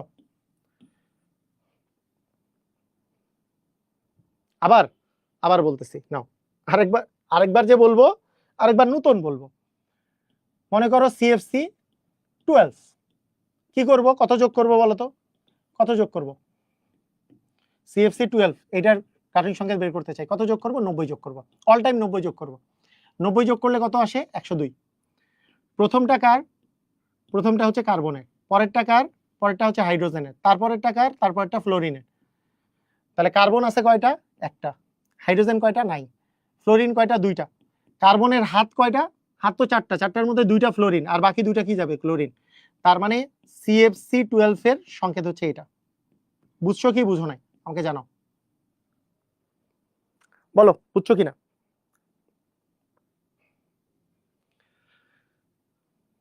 বুঝছো? এই বুঝছো? বুঝো নাই? মানে 2টা ক্লোরিন কেন দিলাম? কারণ কার্বনের দেখো হাইড্রোজেন নাই, ফ্লোরিন আছে 2টা। তার মানে 4টা, তো এর হাত তো 4টা, 2টাতে ফ্লোরিন গেছে, আর 6টা হাত ফাঁকা থাকবে সেগুলোতে ক্লোরিন, বাকিগুলোতে ক্লোরিন দিতে হবে। বুঝছো? বুঝো নাই? যদি না বুঝে থাকো আবার আসো, সমস্যা কি? আবার আসো। মনে করো CfC22, ধরলাম CfC22 আছে এখানে, CfC22। যদি CfC22 থাকে তাহলে আমরা কি করব? 22-এর সাথে আমরা কত যোগ করব? 90 যোগ করব। কত হইল? 2, এখানে আসে 1, এখানে আসে 1, 112। প্রথমটা কার? প্রথমটা আমাদের হচ্ছে কার্বনের। দ্বিতীয়টা কার? দ্বিতীয়টা হচ্ছে আমাদের হাইড্রোজেন। 3 নম্বরটা কার? ফ্লোরিন। তার মানে কার্বন থাকবে কয়টা? একটা। হাইড্রোজেন থাকবে কয়টা? হাইড্রোজেন থাকবে কয়টা? একটা। ফ্লোরিন থাকবে কয়টা? 2টা। তাহলে আর বাকি হাত কয়টা আছে? বাকি হাত আছে একটা। ওই একটা হাতেই একটা ক্লোরিন যাবে, বাকি হাতগুলোতে ক্লোরিন। বাকি হাতগুলোতে কি? ক্লোরিন। তাহলে এটা সংকেত কি হলো? সি HCF2Cl, এটা HCF2Cl, এটা কি বুঝছো? এটাকে এইভাবেও লেখা যায় অথবা এইভাবে করেও লেখে HCClF2, এভাবেও লেখা যায়, ঠিক আছে?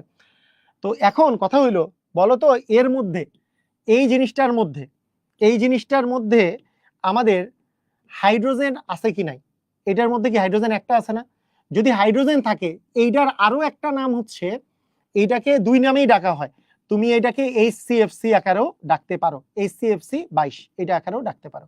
কারণ এর মধ্যে কি আছে বলতো? হাইড্রোজেন আছে।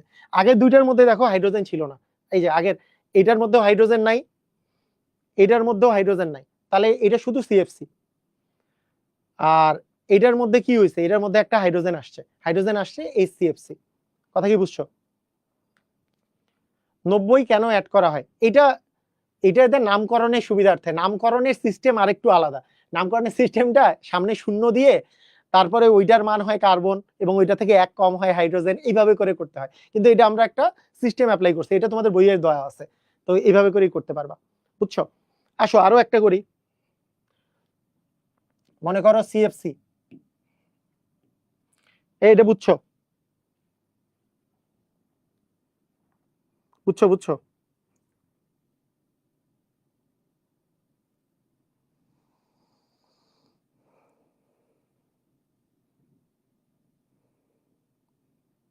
ওকে, ঠিক আছে, ওকে, হুম। আচ্ছা, আরেকটা জিনিস আমি বলি, এইটার CFC যখন তোমার নাম আসবে তখন এগুলো কিন্তু ফ্রেয়ন আকারেও নাম আসে, তাই না? তোমাকে এরকমও বলা থাকতে পারে যে বললো তোমাকে ফ্রেয়ন 112, মনে করো বললো ফ্রেয়ন 112 অথবা ফ্রেয়ন 124 অথবা ফ্রেয়ন, হ্যাঁ, এরকম এরকম তোমাকে নাম বললো। কিভাবে করে করবা বলো? কিভাবে করবা? কি সিস্টেম কি সেম কি না আলাদা বলো? 112 মনে করো বলছে, তুমি কি করবা? এর সাথে কি যোগ করবা? 90 যোগ করবা। এই একই কথা কিন্তু, মানে কি তোমাকে ফ্রেয়নও বলতে পারতো,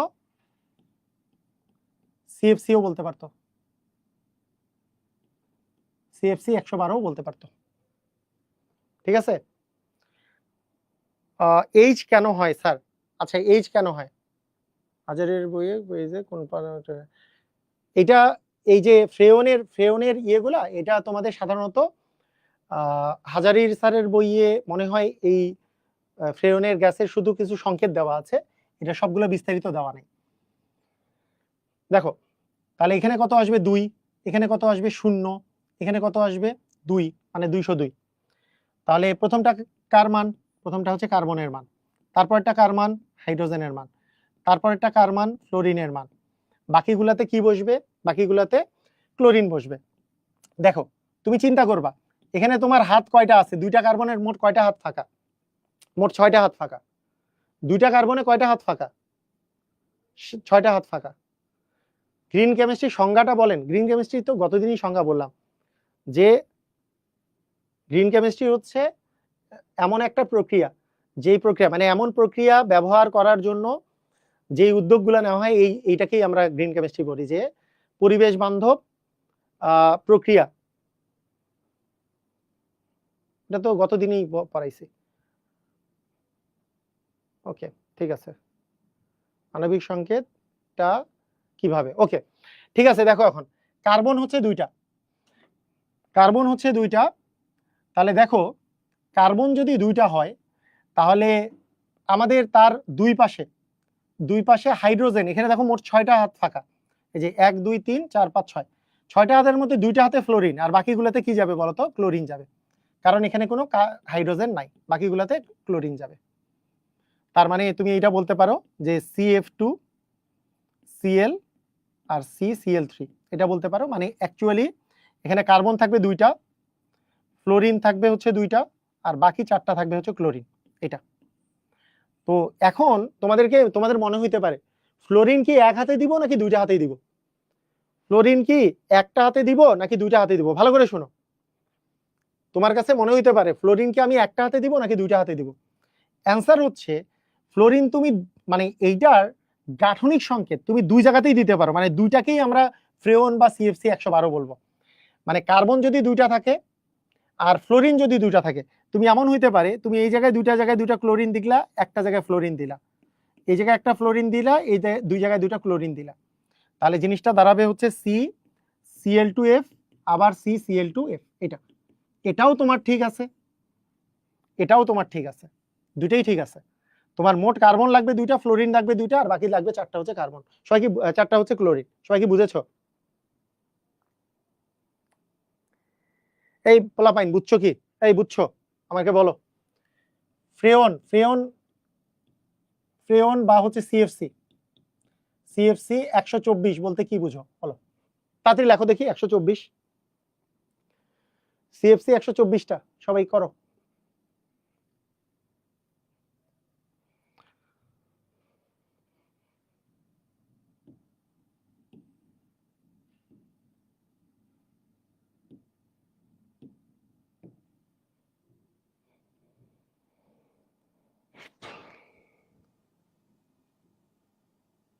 কনসেপ্টটা হাজারি স্যারের এই হাজারি নাগ স্যারের বইয়ের কোন পেজে? গ্রিন কেমিস্ট্রি তো প্রথম থেকেই শুরু, কিন্তু হাজারি স্যারের একেবারে রিসেন্ট বইগুলোতে এই ফ্রেয়ন গ্যাসের সংকেতগুলোকে আউট করে দিছে, আগেকার বইগুলোতে ছিল। তবে কবির স্যারের বইয়ে এবং গুহ স্যারের বইয়ে এটা আছে, ঠিক আছে? কবির স্যার, গুহ স্যার অন্যান্য বইগুলোতে আছে। বলো কি করবা, তাড়াতাড়ি তাড়াতাড়ি তাড়াতাড়ি। 124 প্লাস কত দিবা? 90। কত দিবা? 4, এখানে দিবা 1, আর এখানে কত? 2, 214। তাহলে 214 যদি হয়, তাহলে প্রথমটা কি? কার্বন। তাহলে কার্বন যদি দুইটা হয়, তাহলে মোট আছে আমাদের 6টা হাত। ওই যে দুইটা কার্বনের তো এর একটা একটা করে শেষ, এরও 3টা হাত ফাঁকা, এরও 3টা হাত ফাঁকা। একটা জায়গায় একটা হাইড্রোজেন আসছে, একটা আসবে হাইড্রোজেন, একটা জায়গায় হাইড্রোজেন, 4টা হবে ফ্লোরিন, তাহলে 4 আর 5, একটা হবে ক্লোরিন। বুঝো নাই? বুঝছো কি? বুঝছো কি বুঝো নাই? একটা হবে হাইড্রোজেন, দুইটা হবে কার্বন, তোমার 4টা হবে ফ্লোরিন, একটা হবে ক্লোরিন। এই এখন ওই যে আবার ওই আগের কথা দেখো, এটা এরকম হইতে পারে যে তুমি এইটাতে এইচ দিলা, এইখানে দুইটাতে এফ দিলা, এইখানে দুইটাতে এফ দিলা, দুটা 4টা ফ্লোরিন, আর একটা জায়গায় একটা ক্লোরিন দিলা, এমন এমন হইতে পারে। সবাই কি ক্লিয়ার হইছো? ক্লিয়ার পোলাপাইন্স? বলো।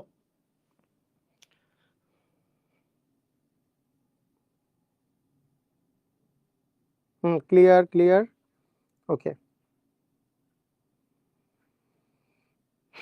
ঠিক আছে, ক্লিয়ার। এখন আসো, এখন উল্টাটা যদি হয়, ধরো সংকেত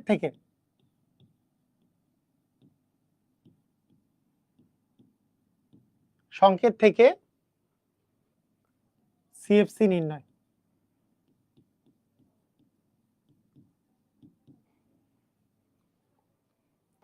বলো, তোমার যদি থাকে CF2Cl2, এটার নাম তুমি কি করবা? বলো কিভাবে করবা? এর আগের বার তুমি 90 যোগ করছিলা, এইবার তুমি কি করবা? বলো দেখি কি করবা, দেখি পারো কিনা,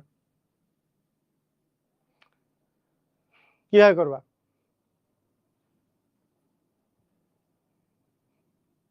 মেডিকেলের এমসিকিউ এগুলোই আসে। এই ফ্রেওয়ানের এইটার কিন্তু মেডিকেল এবং ভার্সিটি, এটার জন্য মেডিকেল ভার্সিটি বুয়েট বেশি ইম্পর্টেন্ট, এটা মেডিকেলের জন্য। এই এমসিকিউ গুলা, মানে এই যে ফ্রেওনের গুলা মেডিকেল এবং ভার্সিটির জন্য খুব ইম্পর্টেন্ট, এটা খুব বেশি পরিমাণে আসে ওদের। ফ্রেওন আর সিএফসি কি সেম? হ্যাঁ, সিএফসি গ্যাসগুলোকে একত্রে ফ্রেওন বলে, ফ্রেওন গ্যাস বলে।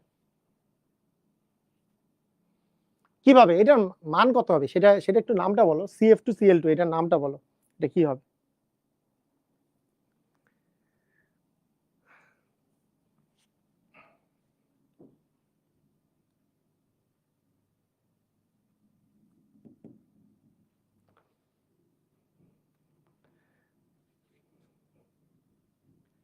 আচ্ছা খেয়াল করো, আমরা একটু এই পাশে খেয়াল করি, দেখো ভালো করে দেখো, আমাদের এই মানটা, এই যে এইটা হচ্ছে একটা কিসের মান, এটা হচ্ছে কার্বনের মান, এটা কিসের মান, হাইড্রোজেনের মান, এটা কিসের মান, এটা হচ্ছে ফ্লোরিনের মান, তাই না? কার্বন, হাইড্রোজেন আর ফ্লোরিন, এটা আমাকে হিসাব করতে হবে। কার্বন, হাইড্রোজেন আর ফ্লোরিন, দেখো বলো তো এখানে কার্বন কয়টা আছে, একটা, হাইড্রোজেন কয়টা, 0, ফ্লোরিন কয়টা, 2টা। মানে আমার লাগবে কি, বলো আমাদের লাগবে কি? প্রথমে লাগবে কার্বন, ভালো করে বুঝো, প্রথমে লাগবে আমাদের কার্বন, তারপরে লাগবে হাইড্রোজেন, তারপরে লাগবে ফ্লোরিন। এই মানগুলো আগে লিখো। কার্বন কয়টা আছে, কার্বন আছে একটা, হাইড্রোজেন কয়টা, 0, ফ্লোরিন কয়টা, 2টা। এই জায়গা থেকে আমাকে 90 বিয়োগ করলে আমাদের ওই সিএফসি নাম্বারটা আসবে। এই জায়গা থেকে 90টা বিয়োগ করতে হবে, তাহলে এখানে আসবে 2, এখানে আসলো 1, তার মানে 12।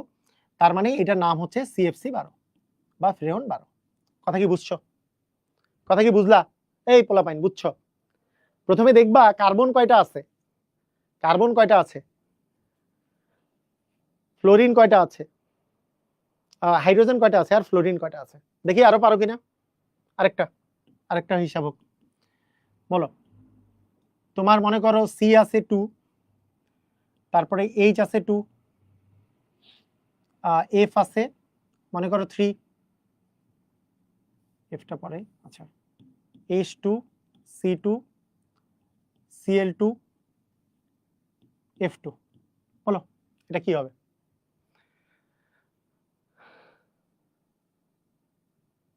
বলো বলো বলো দেখি পারো কিনা, এটা কি হবে,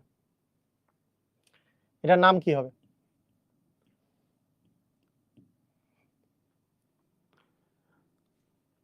তুমি প্রথমে দেখবা কি কার্বন, তারপরে দেখবা হাইড্রোজেন, তারপরে দেখবা ফ্লোরিন। কার্বন, হাইড্রোজেন আর ফ্লোরিন, এই 3টা জিনিস দেখবা। তার মানে কার্বন আছে কয়টা, 2টা, হাইড্রোজেন আছে কয়টা, 2টা, ফ্লোরিন আছে কয়টা, 2টা। এখান থেকে কত বিয়োগ করবা, 90 বিয়োগ করো, তাহলে এখানে কত হইলো, 2, 12 থেকে 9 বিয়োগ করলে কত হয়, 3। তার মানে কত হচ্ছে বলো? এটার নাম হবে সিএফসি বা ফ্রেয়ন, ফ্রেয়ন বা সিএফসি যেটাই দাও না কেন সমস্যা নাই, ফ্রেয়ন, অথবা নামগুলোতে ফ্রেয়নও লিখে দিই মাঝে মধ্যে, কারণ ফ্রেয়ন বা ফ্রিয়ন যেভাবে করে লেখা থাকুক, ফ্রেয়ন এটার নাম 132, এটা আমরা বলে দিতে পারবো, একই জিনিস। হ্যাঁ, এটা কিন্তু যেহেতু এখানে হাইড্রোজেন আছে তাই এটার জায়গায় আমরা HCFC, এখনকার নতুন নাম অনুসারে সিএফসির জায়গায় এগুলাতে HCFC ব্যবহার করা হয়, যেটাতে হাইড্রোজেন থাকে। যেহেতু এটাতে হাইড্রোজেন নাই, এটাতে হাইড্রোজেন কি শূন্য, হাইড্রোজেনের পরিমাণ শূন্য, তাই এটা শুধু সিএফসি। কিন্তু যেটাতে হাইড্রোজেন আছে সেটা সিএফসির জায়গায় HCFC ব্যবহার করা হয়।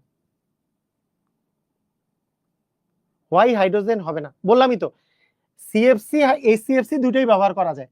HCFC শুধুমাত্র ব্যবহার করা যাবে কখন, যখন হাইড্রোজেন থাকবে। তাহলে এই ক্ষেত্রে সিএফসিও ব্যবহার করা যাবে, HCFCও ব্যবহার করা যাবে। এটা নতুন নাম HCFCটা, যে হাইড্রোজেন যেগুলো আছে সেগুলোতে তুমি HCFC ব্যবহার করবা, এটা নতুন নাম।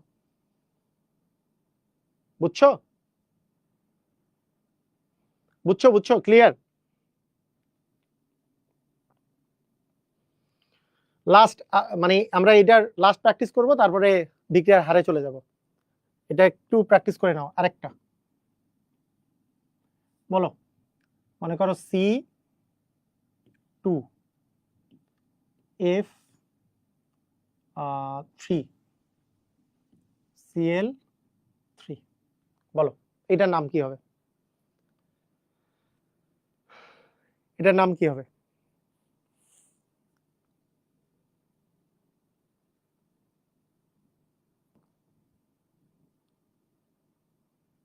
বলো। হ্যাঁ, দুইটাই ফ্রেয়ন। একজন বলছে যে সিএফসি আর এফসিএফসি কি দুইটাই ফ্রেয়ন? হ্যাঁ, দুইটাই ফ্রেয়ন। ফ্রেয়ন গ্যাস দুইটাকেই বলা হয়। ওকে, ঠিক আছে। তাহলে কার্বন কয়টা? কার্বন আছে আমাদের এখানে 2টা, কার্বন আছে 2টা। মানে আমরা সিরিয়াল করি, আগে কার্বন প্রথমে লিখতে হবে, তারপরে হাইড্রোজেন, তারপরে ফ্লোরিন, মিস করা যাবে না, সিরিয়ালটা মিস করা যাবে না। কার্বন আছে 2টা, হাইড্রোজেন নাই, ফ্লোরিন আছে 3টা। একে আমরা কত বিয়োগ করব? 90 বিয়োগ করব। 90 বিয়োগ করলে কত পাবো? এখানে পাবো 3, এখানে কত? এখানে পাচ্ছি 1, এখানেও পাচ্ছি 1, তার মানে 113। তার মানে এটাকে আমরা বলবো ফ্রেয়ন 113 বা সিএফসি 113, ফ্রেয়ন 113। ক্লিয়ার? বুঝছো? পারবা? ওকে,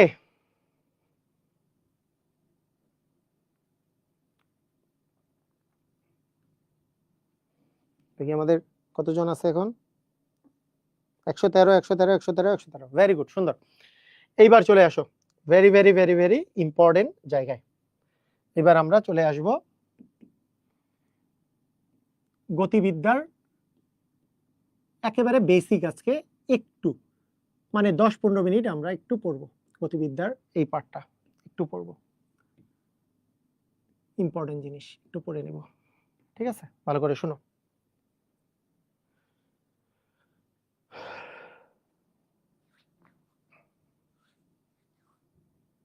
ওকে, ঠিক আছে। কক্ষ তাপমাত্রায় কেন শক্তির দক্ষতা বাড়ে? কক্ষ তাপমাত্রায় শক্তির দক্ষতা বাড়ে বলতে কি, কক্ষ তাপমাত্রায় ইউজ করলে তোমাকে তো আলাদাভাবে করে হিট দিতে হচ্ছে না, তাই শক্তি তোমার কম কম শক্তিতেই মানে তুমি ওই বিক্রিয়াটা চালাইতে পারতেছো। আর তুমি যদি কোনো একটা প্রক্রিয়া চালানোর জন্য যদি কক্ষ তাপমাত্রা বাদে যদি তুমি বেশি তাপমাত্রায় যদি ওই কাজটা করতে হয়, তাহলে তো তোমাকে শক্তি বেশি ইউজ করতে হবে, তাহলে তো ওইটাতে দক্ষতা কমতেছে। শক্তির দক্ষতা বলতে হচ্ছে যে শক্তির অপচয় যত তুমি কম করবা, তোমার কাছে শক্তি আছে তার মধ্যে কতটুকু শক্তি তুমি ব্যবহার করতেছো, সেটাই শক্তির দক্ষতা। আচ্ছা, গতিবিদ্যা দেখো। আচ্ছা, এইখানে প্রথমত যেই জিনিসগুলা কোনো একটা বিক্রিয়ায় আমরা জানি, একটা বিক্রিয়ায় বিক্রিয়কগুলো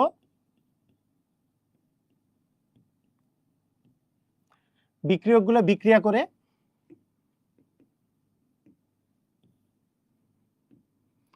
উৎপাদে পরিণত হয়। কোনো একটা বিক্রিয়কগুলো বিক্রিয়া করে উৎপাদে পরিণত হয়, এটা তো আমরা জানি। তাহলে বলো তো, কোনো একটা বিক্রিয়ায় বিক্রিয়কগুলোর ঘনমাত্রা আস্তে আস্তে বৃদ্ধি পায় নাকি হ্রাস পায়? তোমরা একটা বলো। বিক্রিয়কগুলোর ঘনমাত্রা বিক্রিয়া চলতে চলতে বিক্রিয়কগুলোর ঘনমাত্রা কি বৃদ্ধি পায় নাকি হ্রাস পায়? কি হয়? বিক্রিয়কের ঘনমাত্রা আস্তে আস্তে কমে নাকি বাড়ে? প্রাকৃতিক রূপান্তরটা আবার বলেন। আচ্ছা, প্রাকৃতিক রূপান্তর হচ্ছে, আচ্ছা আবার বলবো নি, আগে এটা পড়ো, সমস্যা নেই, পড়বো আবার আবার বলবো নি, এটা আগে দেখো।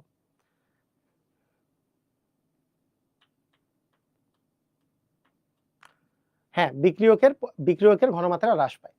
বিক্রিয়কের ঘনমাত্রা আস্তে আস্তে কমতে থাকে, উৎপাদের ঘনমাত্রা আস্তে আস্তে বাড়তে থাকে, উৎপাদের ঘনমাত্রা আস্তে আস্তে বাড়তে থাকে। তো কোনো বিক্রিয়ার হার কাকে বলে? কোনো বিক্রিয়ার হার, কোনো বিক্রিয়ার হার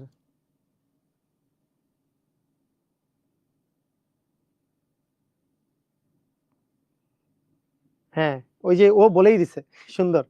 ব্যাকটেরিয়া যেভাবে করে আমাদের ইয়াগুলাকে ওয়েস্টেজ করে। ওকে, কোন বিক্রিয়ার হার কাকে বলে? কোন বিক্রিয়ার হার হচ্ছে, লেখো বিক্রিয়ার হার কাকে বলে, এটা এটা একটু লিখে ফেলো।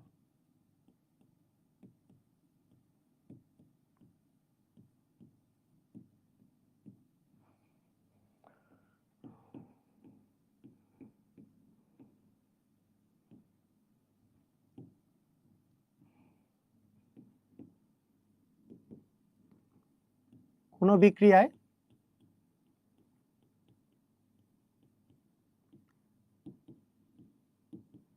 বিক্রিয়কের ঘনমাত্রা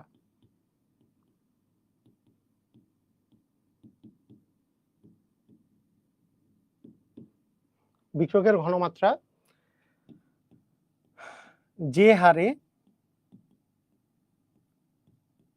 হ্রাস পায় অথবা উৎপাদের ঘনমাত্রা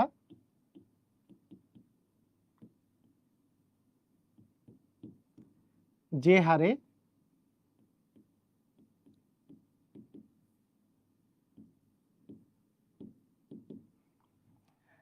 হারে বৃদ্ধি পায় তাকে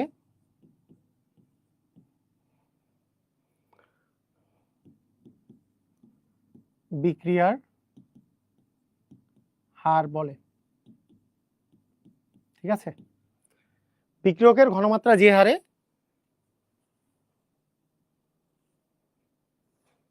ওকে, বিক্রিয়কের হার যে হারে মানে একক সময়ে যে পরিমাণ বিক্রিয়ক এর ঘনমাত্রা বৃদ্ধি, হার মানেই হচ্ছে একক সময়ে যে পরিমাণ বৃদ্ধি বা হ্রাস, তাকেই আমরা বলবো হচ্ছে বিক্রিয়ার হার একক সময়, তাই না? তাহলে এটাকে আমরা বিক্রিয়ার হার বলবো। এখন একটা জিনিস খেয়াল করো, খুব মনোযোগ দিয়ে খেয়াল করবা, এটা খুব ইম্পর্টেন্ট জিনিস। সেটা কি? মনে করো আমার কাছে আছে এ মোলে, খুব ইম্পর্টেন্ট কিন্তু এইটা শুধুমাত্র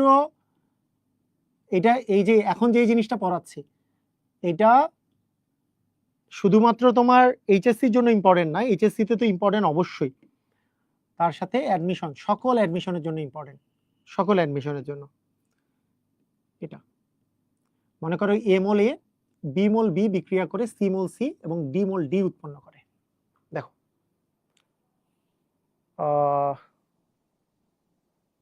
আপু মেবি ওকে আচ্ছা ঠিক আছে,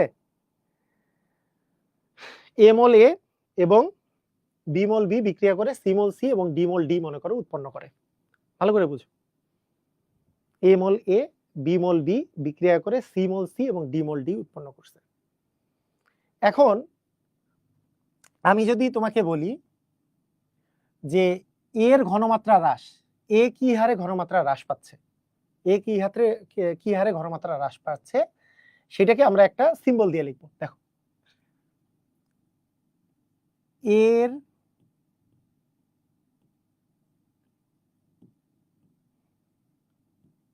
ঘনমাত্রা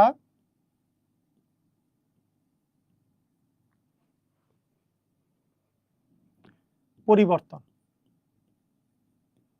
এর ঘনমাত্রা কি হারে পরিবর্তন হচ্ছে, কি হারে পরিবর্তন হচ্ছে, সেটাকে আমরা যদি বলি ডেল, ডেল মানে পার্থক্য, এটা হচ্ছে এখানে দিলাম এ, ডেল এ ভাগ হচ্ছে ডেল টি। আচ্ছা শুধু ডেল এ দাও, এর ঘনমাত্রা পরিবর্তন হচ্ছে ডেল এ, এর ঘনমাত্রা পরিবর্তন হচ্ছে ডেল এ। এটা ভালো করে বুঝো, এটা আমরা ধরলাম। সেম ভাবে বি এর ঘনমাত্রা পরিবর্তন, এটাকে আমরা ধরলাম মনে করো ডেল বি। সেম ভাবে সি এর ঘনমাত্রা পরিবর্তন, এটাকে আমরা মনে করো ধরলাম ডেল সি। এরকম করে ডি এর ঘনমাত্রা পরিবর্তন, এটাকে বললাম আমরা ডেল ডি। কি হারে ঘনমাত্রা পরিবর্তন হচ্ছে এই বিক্রিয়াটা, ঠিক আছে?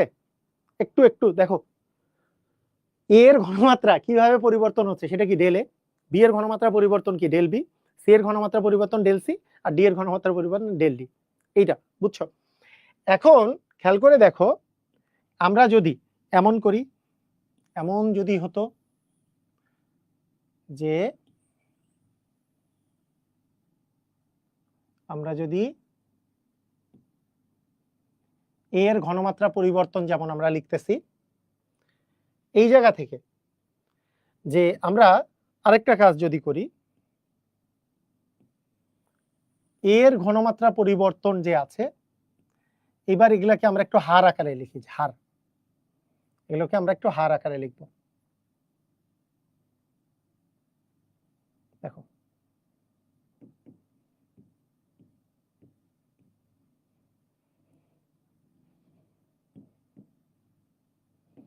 এইবার লিখবো হচ্ছে এর ঘনমাত্রা পরিবর্তনের হার, তাহলে হবে ডেল এ বাই হচ্ছে ডেল টি। সেম ভাবে বি এর ঘনমাত্রা পরিবর্তনের হার হবে del B by del T, C এর ঘনমাত্রা পরিবর্তনের হার হবে del C by del T, আর ডি এর ঘনমাত্রা পরিবর্তনের হার হবে del D by del T. বুঝছো? এগুলো হচ্ছে পরিবর্তনের হার, বুঝছো? অনেক সময় যে পরিমাণ বিক্রিয়ক উৎপাদে পরিণত হয়ে থাকে, ওকে, এর এককটা কি, এককটা ডিপেন্ড করবে, এককটা কি বলতেছি। দেখো এখন দেখো এর ঘনমাত্রা পরিবর্তনের হার এরকম না, এর ঘনমাত্রা পরিবর্তনের হার, বি এর ঘনমাত্রা পরিবর্তনের হার। এখন একটা জিনিস খেয়াল করো, ভালো করে মনোযোগ দাও। তোমরা আমাকে বলো যে এর ঘনমাত্রা পরিবর্তনের যেটা হার আছে সেটা হচ্ছে del A by del T, এটা হচ্ছে del B by del T, এটা হচ্ছে del C by del T, এটা হচ্ছে del D by del T. আচ্ছা বলো তো এর ঘনমাত্রাগুলো যে পরিবর্তন হচ্ছে, ডেল এ এর মান, ডেল এ পরিবর্তন মানে আদি থেকে পরবর্তী, বলো তো ডেল এ এর মান পজিটিভ নাকি নেগেটিভ? সবাই একটু বলো তো ডেল এ এর মান কি পজিটিভ নাকি নেগেটিভ? এর যে ঘনমাত্রা পরিবর্তনটা হয়, পরিবর্তন মানে কি? পরিবর্তন মানে শেষ অবস্থা থেকে আদি অবস্থা।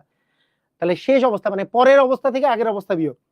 তাহলে বিক্রিয়া যখন চলতেছে, মনে করো একটা বিক্রিয়া চলতেছে, এই বিক্রিয়া চলার সময় বিক্রিয়কের ঘনমাত্রা কি হ্রাস পায় নাকি বৃদ্ধি পায়? হ্রাস পায়। তাহলে হ্রাস পেলে পরের ঘনমাত্রাটা কম নাকি বেশি? এটা বলো তো, পরের ঘনমাত্রা কম নাকি বেশি? পরের ঘনমাত্রাটা কম, আগের ঘনমাত্রাটা বেশি। তাহলে বলো তো ডেল এর মান কি? ডেল এর মানটা কি? নেগেটিভ না? ডেল এর মানটা বিক্রিয়ক যেহেতু, কারণ এর ঘনমাত্রা তো হ্রাস পাচ্ছে, এর ঘনমাত্রা যেহেতু হ্রাস পাচ্ছে, তার মানে কি এর ঘনমাত্রা হ্রাস পাচ্ছে মানে কি যে হ্রাস পাচ্ছে। কিন্তু আমি যদি বলি পরিবর্তন, পরিবর্তন মানে তো পরেরটা থেকে আগেরটা বিয়োগ, পরেরটা কম আগেরটা বেশি, আগে বেশি ছিল আস্তে আস্তে কমছে, তাহলে কি নেগেটিভ। বি এর ঘনমাত্রাও কি? এটাও নেগেটিভ। সি এর ঘনমাত্রা কি? পজিটিভ। ডি এর ঘনমাত্রা কি? পজিটিভ। কারণ কি ওই দুটো তো উৎপাদের তো বাড়তেছে, উৎপাদেরটা যদি বাড়ে তার মানে আগে কম ছিল পরে বেশি, তার বেশি থেকে কম বিয়োগ করলে প্লাস আসবে। তার মানে এখানেও ডেল টি মানে তো সময়, সময় তো কখনো পজিটিভ নেগেটিভ নেই, ওটা তো পজিটিভই। তার মানে এখানেও এই দুটা নেগেটিভ আর নিচের দুটা পজিটিভ, এই তো বিষয়, তাই না? এখন আমরা বলতে চাই, আমরা যদি বলি বিক্রিয়ার হার কাকে বলে, আমরা এখন বলতে চাচ্ছি বিক্রিয়ার হার বা বিক্রিয়ার রেট, হারটা আমরা কাকে বলে এটা আমরা বলতে যাচ্ছি, ভালো করে শোনো। এখন বিক্রিয়ার হার বলতে গেলাম, এখন আমাদের জন্য সমস্যা হয়ে দাঁড়াইলো বিক্রিয়ার হার। আমরা এটাকেও বিক্রিয়ার হার বলি, এটাকেও যদি বিক্রিয়ার হার বলি, তোমরা আমাকে বলো ঝামেলা হবে কি হবে না?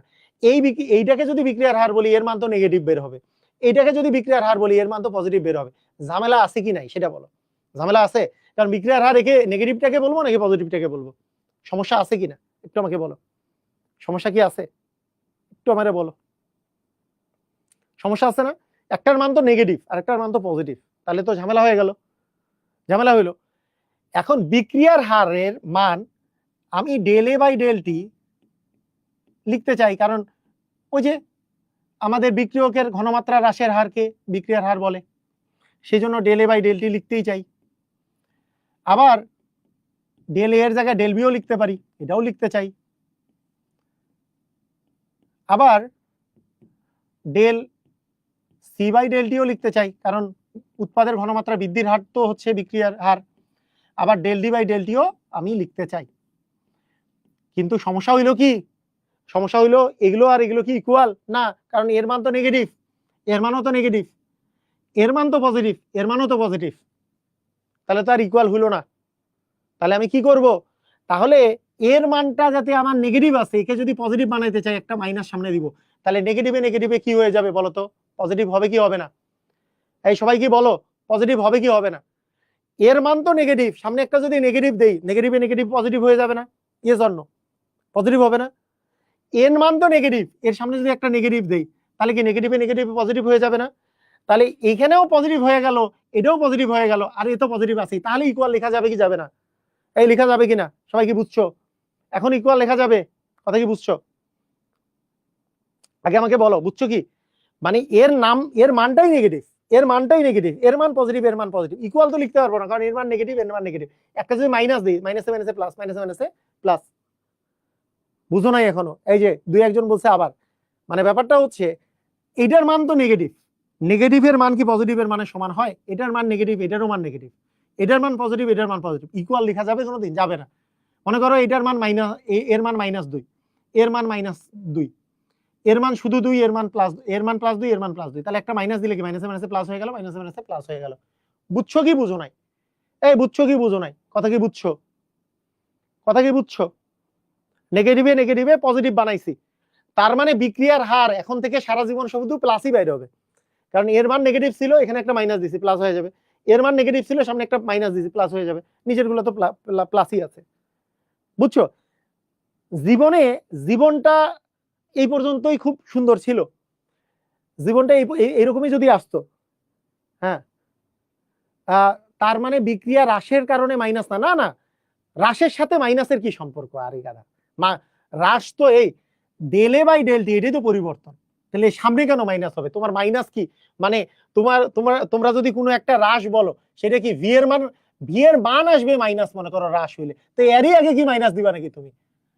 এটা কেন মাইনাস বুঝছো কি? কেন মাইনাস? এটা ইকুয়াল করার জন্য মাইনাস, ইকুয়াল করার জন্য মাইনাস হয়েছে। অনেকে এটা ভুল পড়ায়, অনেকে বলে কি হ্রাস হয়েছে তাই মাইনাস, হ্রাস হয়েছে তাই মাইনাস। আরে হ্রাস হয়েছে সেজন্য তো এর মান মাইনাস, সামনে মাইনাস দিয়ে এটার মান প্লাস করা হয়েছে। এই সবাই কি বুঝছো?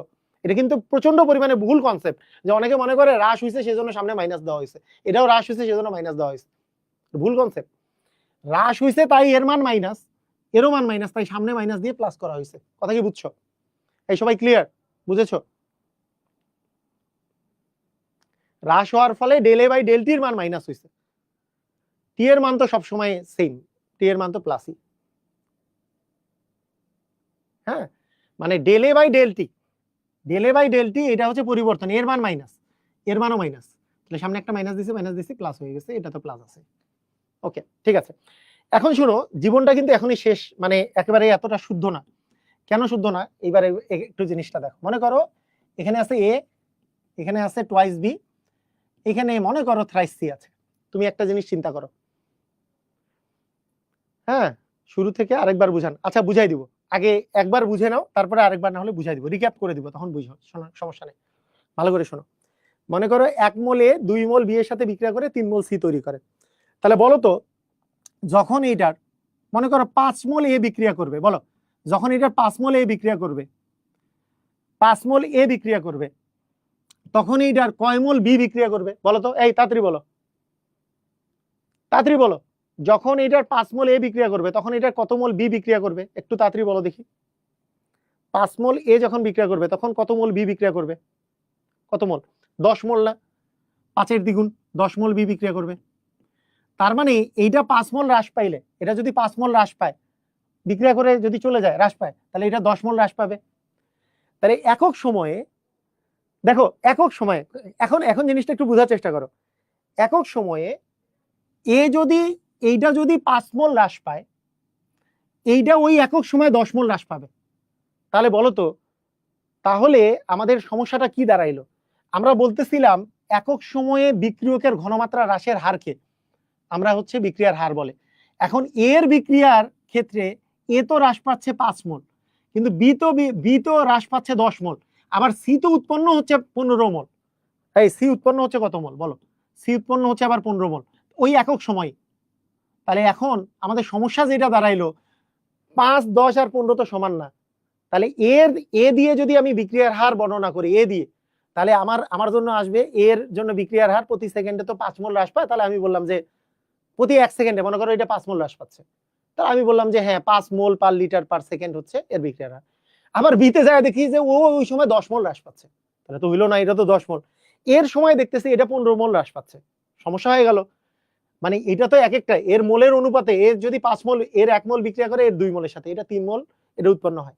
1 মোল এ 2 মোল বি বিক্রিয়া করে 3 মোল সি উৎপন্ন করে। তাহলে 5 মোল এ 10 মোল বি বিক্রিয়া করে 15 মোল সি উৎপন্ন করবে। এখন আমি যদি এইটা দিয়ে বিক্রিয়ার হার চিন্তা করি, তাহলে 5 মোল পার লিটার পার সেকেন্ড হবে। এটা দিয়ে হিসাব করলে 10 মোল হবে, এটা দিয়ে হিসাব করলে 15 মোল হবে। এখন সবগুলাকে আমি ইকুয়াল বানাইতে যাচ্ছি। সবগুলাকে আমি যদি ইকুয়াল বানাইতে চাই, তাহলে এর মোল গুলা যে সামনে আছে, এই যে দেখো, এই যে 1 যে আছে, এর আগে 1 আছে, বি এর আগে 2 আছে, সি এর আগে 3 আছে। এখন দেখো তো 5 কে 1 দিয়ে ভাগ করলাম, 10 কে এর মোল মানে 2 দিয়ে ভাগ করলাম, 15 কে এর মোল মানে 3 দিয়ে ভাগ করলাম। এখন সবগুলাই 5 হয়ে গেছে কি যায় নাই? সবাই বলো তো, এখন এগুলো কি সমান হয়ে গেছে না? এই সবাই কি বুঝছো? এখন এগুলো কি সমান হয়ে গেছে না? আমি যদি এদের মোল গুলা দিয়ে ভাগ করি, এদের সহগগুলা দিয়ে যদি ভাগ করি, এখন কি তিনটা মানই সমান না?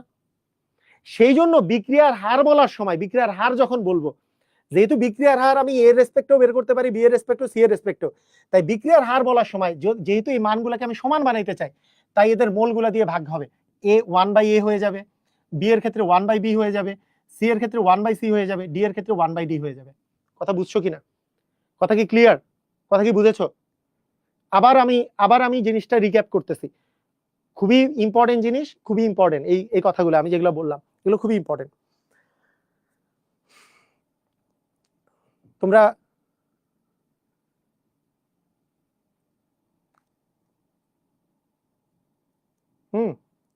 এটা এটা কি ক্লিয়ার হইছো?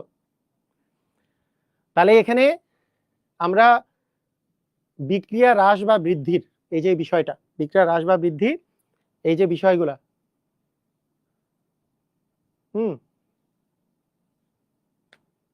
ওকে ঠিক আছে, ক্লিয়ার।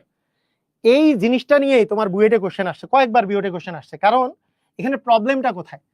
প্রবলেমটা হচ্ছে যখন আমাদের বুয়েটে কোশ্চেন আসার রিজন কি, বুয়েটে অনেকবার কোশ্চেন আসে, তুমি দেখবা তোমাদের যদি কোশ্চেন ব্যাংক থাকে দেখতে পাবা কোশ্চেনগুলো আসছে কি কারণে। আসার একটা মেইন রিজন আছে, কারণ এখানে কনসেপ্টটা ক্লিয়ার রাখতে হবে। যখন পরিবর্তনের হার জিজ্ঞেস করবে তখন কোনো সহগ টহগ আসবে না, কোনো সহগ নাই এগুলাতে। কিন্তু বিক্রিয়ার হার বললে তোমার আসলে সহগ আসবে, বিক্রিয়ার হার বললে তোমার আসলে সহগ আসবে। তাহলে আমাদেরকে মাথায় রাখতে হবে, আমাদের মাথায় রাখতে হবে কি, আবার প্রথম থেকে আসি। এ মোল এ বি মোল বি বিক্রিয়া করে সি মোল সি আর ডি মোল ডি তৈরি করতেছে। এর ঘনমাত্রা পরিবর্তনের হার, ঘনমাত্রা পরিবর্তন, এর ঘনমাত্রা, যেহেতু এটা একটা বিক্রিয়ক, বিক্রিয়কের ঘনমাত্রা হ্রাস পায়, হ্রাস পাইলে আমি পরিবর্তন যদি বলি পরেরটা কম হবে আগেরটা বেশি হবে, তাহলে আগে পরেরটা মাইনাস আগেরটা করলে মাইনাস আসবে। তার মানে del A by del T এটার মান হচ্ছে নেগেটিভ, এর মান ডেল এ বাই ডেল টির মান নেগেটিভ, সামনে মাইনাস তা কিন্তু এটা পরিবর্তনটা মানটা negative. Del B by del T এটাও যেহেতু বিক্রিয়ক হ্রাস পাবে, এর মানটা নেগেটিভ, কারণ পরে যেহেতু কম আগে যেহেতু বেশি, বিয়োগ করলে পরেরটা মাইনাস আগেরটা করলে মাইনাস আসবে। Del C by del T positive, del D by del T positive. এখন আমরা এখানে করলাম যদি বিক্রিয়ার হার যখন আমি লিখবো, যেহেতু এর মান নেগেটিভ, এর মান নেগেটিভ, নেগেটিভ আর পজিটিভ তো ইকুয়াল হইতে পারে না। ইকুয়াল লিখতে গেলে যারা নেগেটিভ তার সামনে মাইনাস বসাই দিয়ে পজিটিভ বানাবো, যারা নেগেটিভ তার সামনে মাইনাস দিয়ে আরো একটা পজিটিভ বানাবো, আর সবগুলোর মোল দিয়ে ভাগ দিয়ে দিব যদি বিক্রিয়ার হার বলে। কাহিনী এটুকুই, বুঝছো? ক্লিয়ার? বুঝছো? সবাই কি ক্লিয়ার হইছো? আসো আমরা একটা অঙ্ক করে আজকের জন্য শেষ করে দেই। একটা অঙ্ক, এই রিলেটেড একটা অঙ্ক বলি। মনে করো আচ্ছা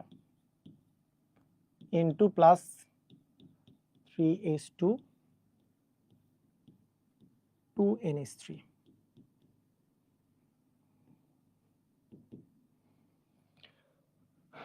যদি 10 সেকেন্ডে NH3 এর ঘনমাত্রা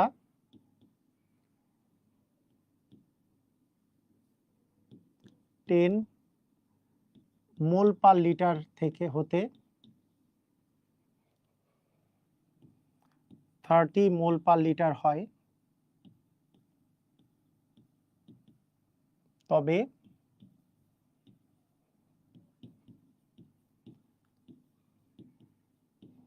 বিক্রিয়ার হার, এক নম্বর হচ্ছে বিক্রিয়ার হার, দুইটা কোশ্চেন আমরা ইয়ে করব। এক নম্বর হচ্ছে বিক্রিয়ার হার কত, দুই নাম্বার হচ্ছে 5 সেকেন্ডে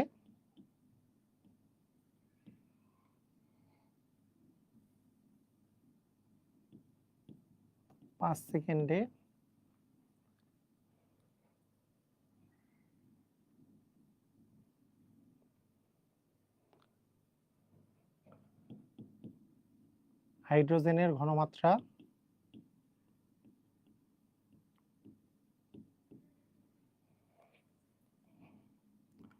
ঘনমাত্রার পরিবর্তন কত।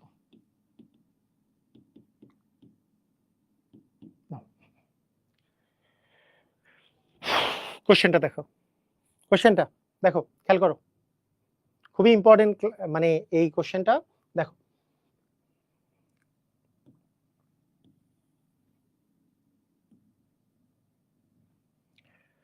কি বলছে, নাইট্রোজেন আর হাইড্রোজেন মিলে অ্যামোনিয়া হয়েছে। তোমাকে জিজ্ঞেস করছে যদি 10 সেকেন্ডে অ্যামোনিয়ার ঘনমাত্রা 10 মোল পার লিটার থেকে 30 মোল পার লিটার হয়, বিক্রিয়ার হার ধ্রুবকটা পড়াবেন না? হ্যাঁ, হার ধ্রুবক তো পড়াবোই, বিক্রিয়ার হার তো আজকে ছুটি, মানে শুধু শুরু হইলো, হার ধ্রুবক কেন পড়াবো না? ঠিক আছে, এটা কি বুঝছো? তাহলে আমরা বিক্রিয়ার হার যদি বের করতে চাই আমাদের সূত্র কি আর ইকুয়াল, যদি অ্যামোনিয়া দিয়ে বের করতে চাই তাহলে 1/2 ডেল অ্যামোনিয়া, অ্যামোনিয়ার ঘনমাত্রার পরিবর্তন বাই কি ডেল টি 1/2 এটা। এই যে দেখো উৎপাদ, তো উৎপাদের বেলা তো পজিটিভ, তাহলে 1/d, ডি মানে এই যে একটা ওর যে সহগটা del D by del T, del ammonia by del T হার। এখন দেখো হারের মান তুমি কিভাবে বের করবা বলো দেখি। তোমার অ্যামোনিয়ার পরিবর্তন ঘনমাত্রা পরিবর্তন কত, এই যে 10 থেকে 30 হয়েছে, তাহলে পরেরটা মাইনাস আগেরটা, 30 মাইনাস হচ্ছে 10, সময় কত 10 সেকেন্ড, 10 সেকেন্ড হয়েছে, 10 সেকেন্ডে এই পরিবর্তনটা হয়েছে, তার মানে কি হবে হাফ ইন্টু উপরে যাবে 20 নিচে আসবে 10, তাই না? তার মানে কাটাকাটি করলে কত আসে 1, কাটাকাটি করলে কত আসে 1 না, 1 চলে আসে। এটার ইউনিট কি হবে বলো তো, বলো রেটের ইউনিট কি সাধারণত? দেখো উপরের গুলা কি ঘনমাত্রা না, ঘনমাত্রাকে আমরা সাধারণত কোন এককে ব্যবহার করি, ঘনমাত্রার একক কি হয় মোলারিটি, তাহলে মোলারিটি পার সেকেন্ড এটা হইতে পারে। মোলারিটিকে আমরা আবার কি লিখি মোল পার লিটার, তাহলে মোল পার লিটার পার সেকেন্ড এভাবেও ব্যবহার করা যেতে পারে, মানে মোল পার লিটার পার সেকেন্ড বা মোলারিটি পার সেকেন্ড এটা হচ্ছে তোমার রেটের একক, তাই না? বিক্রিয়ার হারের একক হচ্ছে মোল পার লিটার পার সেকেন্ড। এই যে দেখো উপরেরটা ছিল কি মোল পার লিটার, থেকে মোল পার লিটার বাদ গেছে আর নিচে তো সেকেন্ড আছে, তার মানে কি হবে, তার মানে যেটা আসবে সেটা হবে হচ্ছে মোল পার লিটার পার সেকেন্ড, এই যে মোল পার লিটার পার সেকেন্ড। বুঝছো কি বুঝো নাই? এই সবাই কি বুঝছো? ক্লিয়ার? স্যার আমার মার্ক কত ছিল বলবো না, বলতে চাই, বাট আমি খুলনাতে ছিলাম। ওকে, খুলনাতে টপে ছিলাম জাস্ট বলবো। সো আচ্ছা ওকে,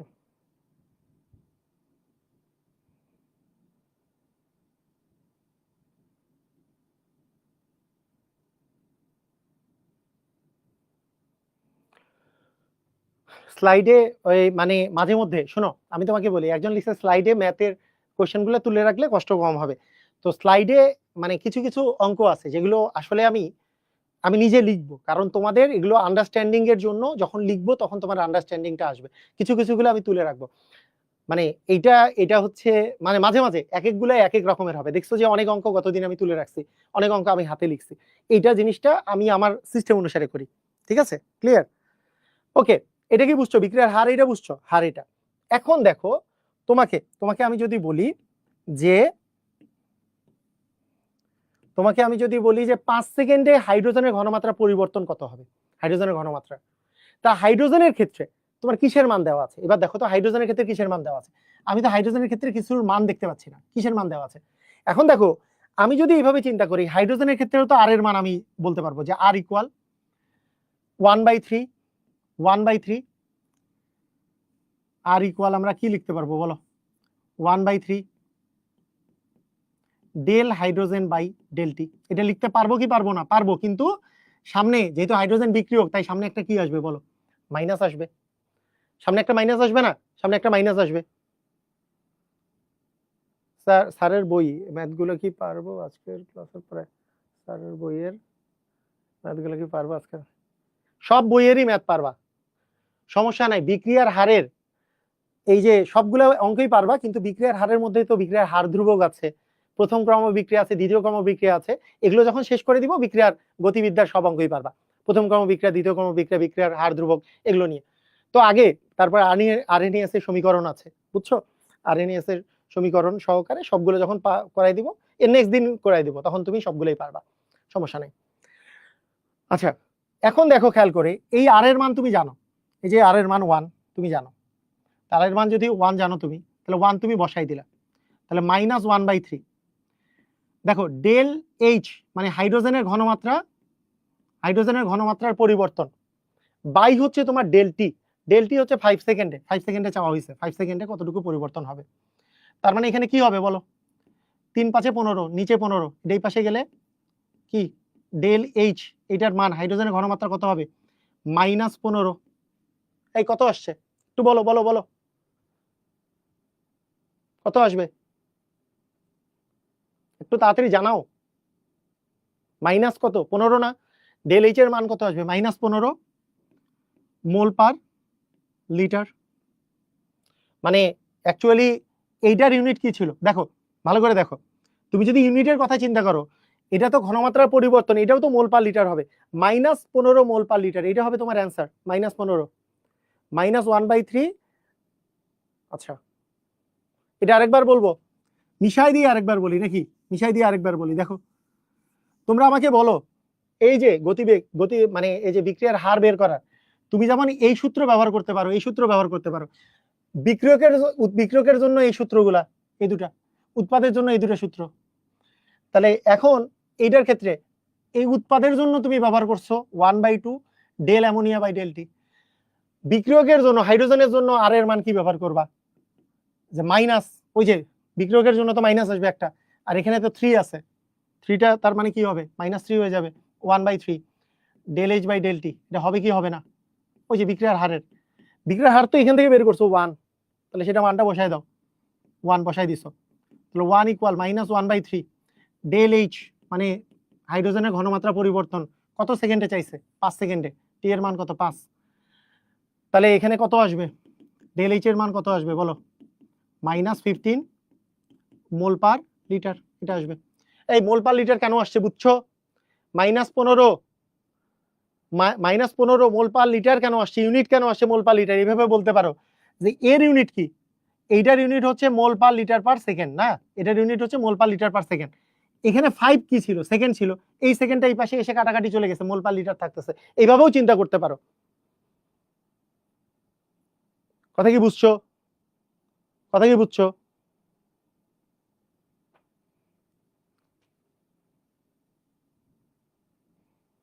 এই কথা বুঝলা?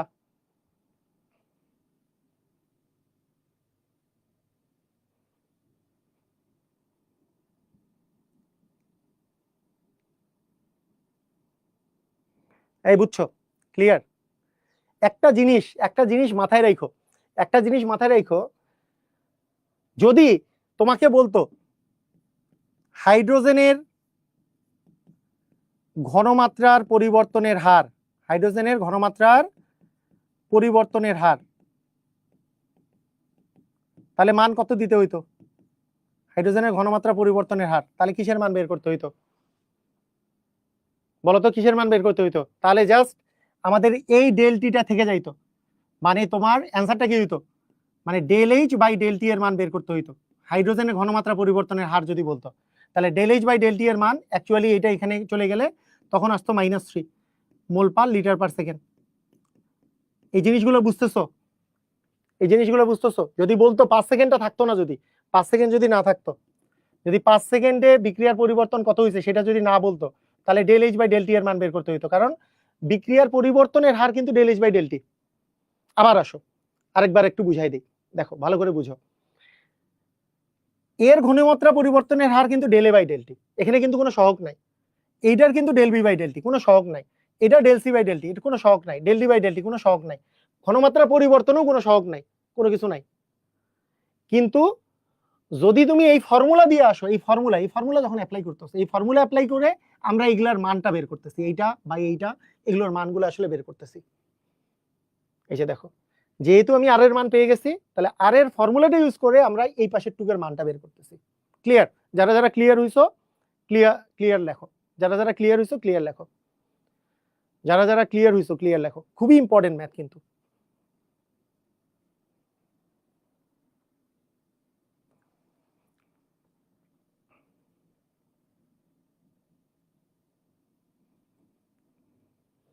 এটার একটা আমরা সাবসিডিয়ারি অঙ্ক করতে পারি, মানে একই রকমের আরেকটা ম্যাথ করতে পারি। ধরো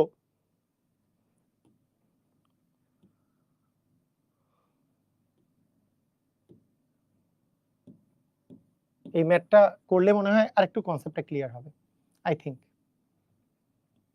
এইটায় এই কোশ্চেনটা না থেকে তোমার যদি এরকম কোশ্চেন থাকতো, ধরো কোশ্চেনটা দিছে হাইড্রোজেনের ঘনমাত্রা পরিবর্তনের হার কত, তোমার বের করতে হবে কি হাইড্রোজেনের ঘনমাত্রা পরিবর্তনের হার, তার মানে কি del H by del T এর মান বের করতে হবে এটা।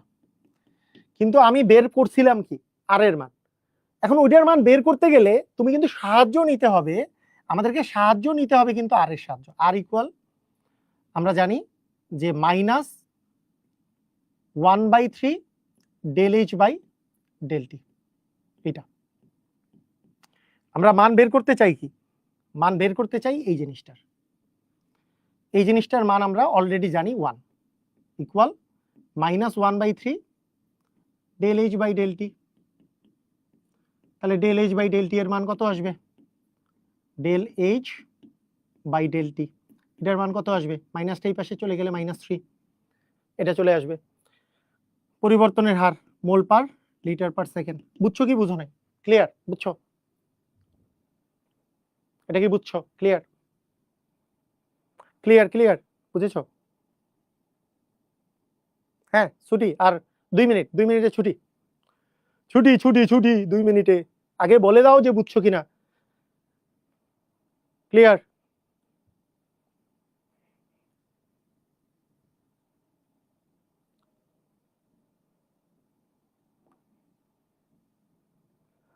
ওকে পোলাপাইন্স, ভেরি গুড, সুন্দর।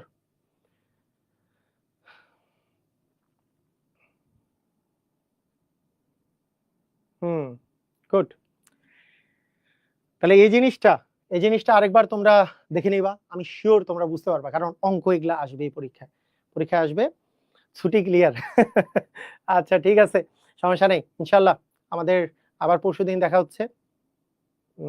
আজকে কি বার, আজকে সোমবার না? হ্যাঁ ওকে, আমরা পরশুদিন আবার দেখা হচ্ছে, আর তারপরে তো আমাদের বিক্রিয়ার হার পুরোপুরি ক্লিয়ার হয়ে যাবে ইনশাল্লাহ। আসলে দেখো আমি তোমাদেরকে যে করাচ্ছি, এই করালাম যে এইটার আরো ক্লিয়ার হওয়ার জন্য কি করতে হবে জানো, বিগত সালে আসা কোশ্চেন করতে হবে। বিগত সালে আসা যখন কোশ্চেন করবা তখন দেখবা যে আল্লাহ এগুলো যে করতেছিলাম এগুলো তো এরকম করে হয়, সৃজনশীল এমসিকিউ এগুলো যখন করবা, তো সেই জন্য আমি করবো বিগত সালে কোশ্চেনও করাই দিব, তখন দেখবা যে সব ক্লিয়ার হয়ে যাচ্ছে।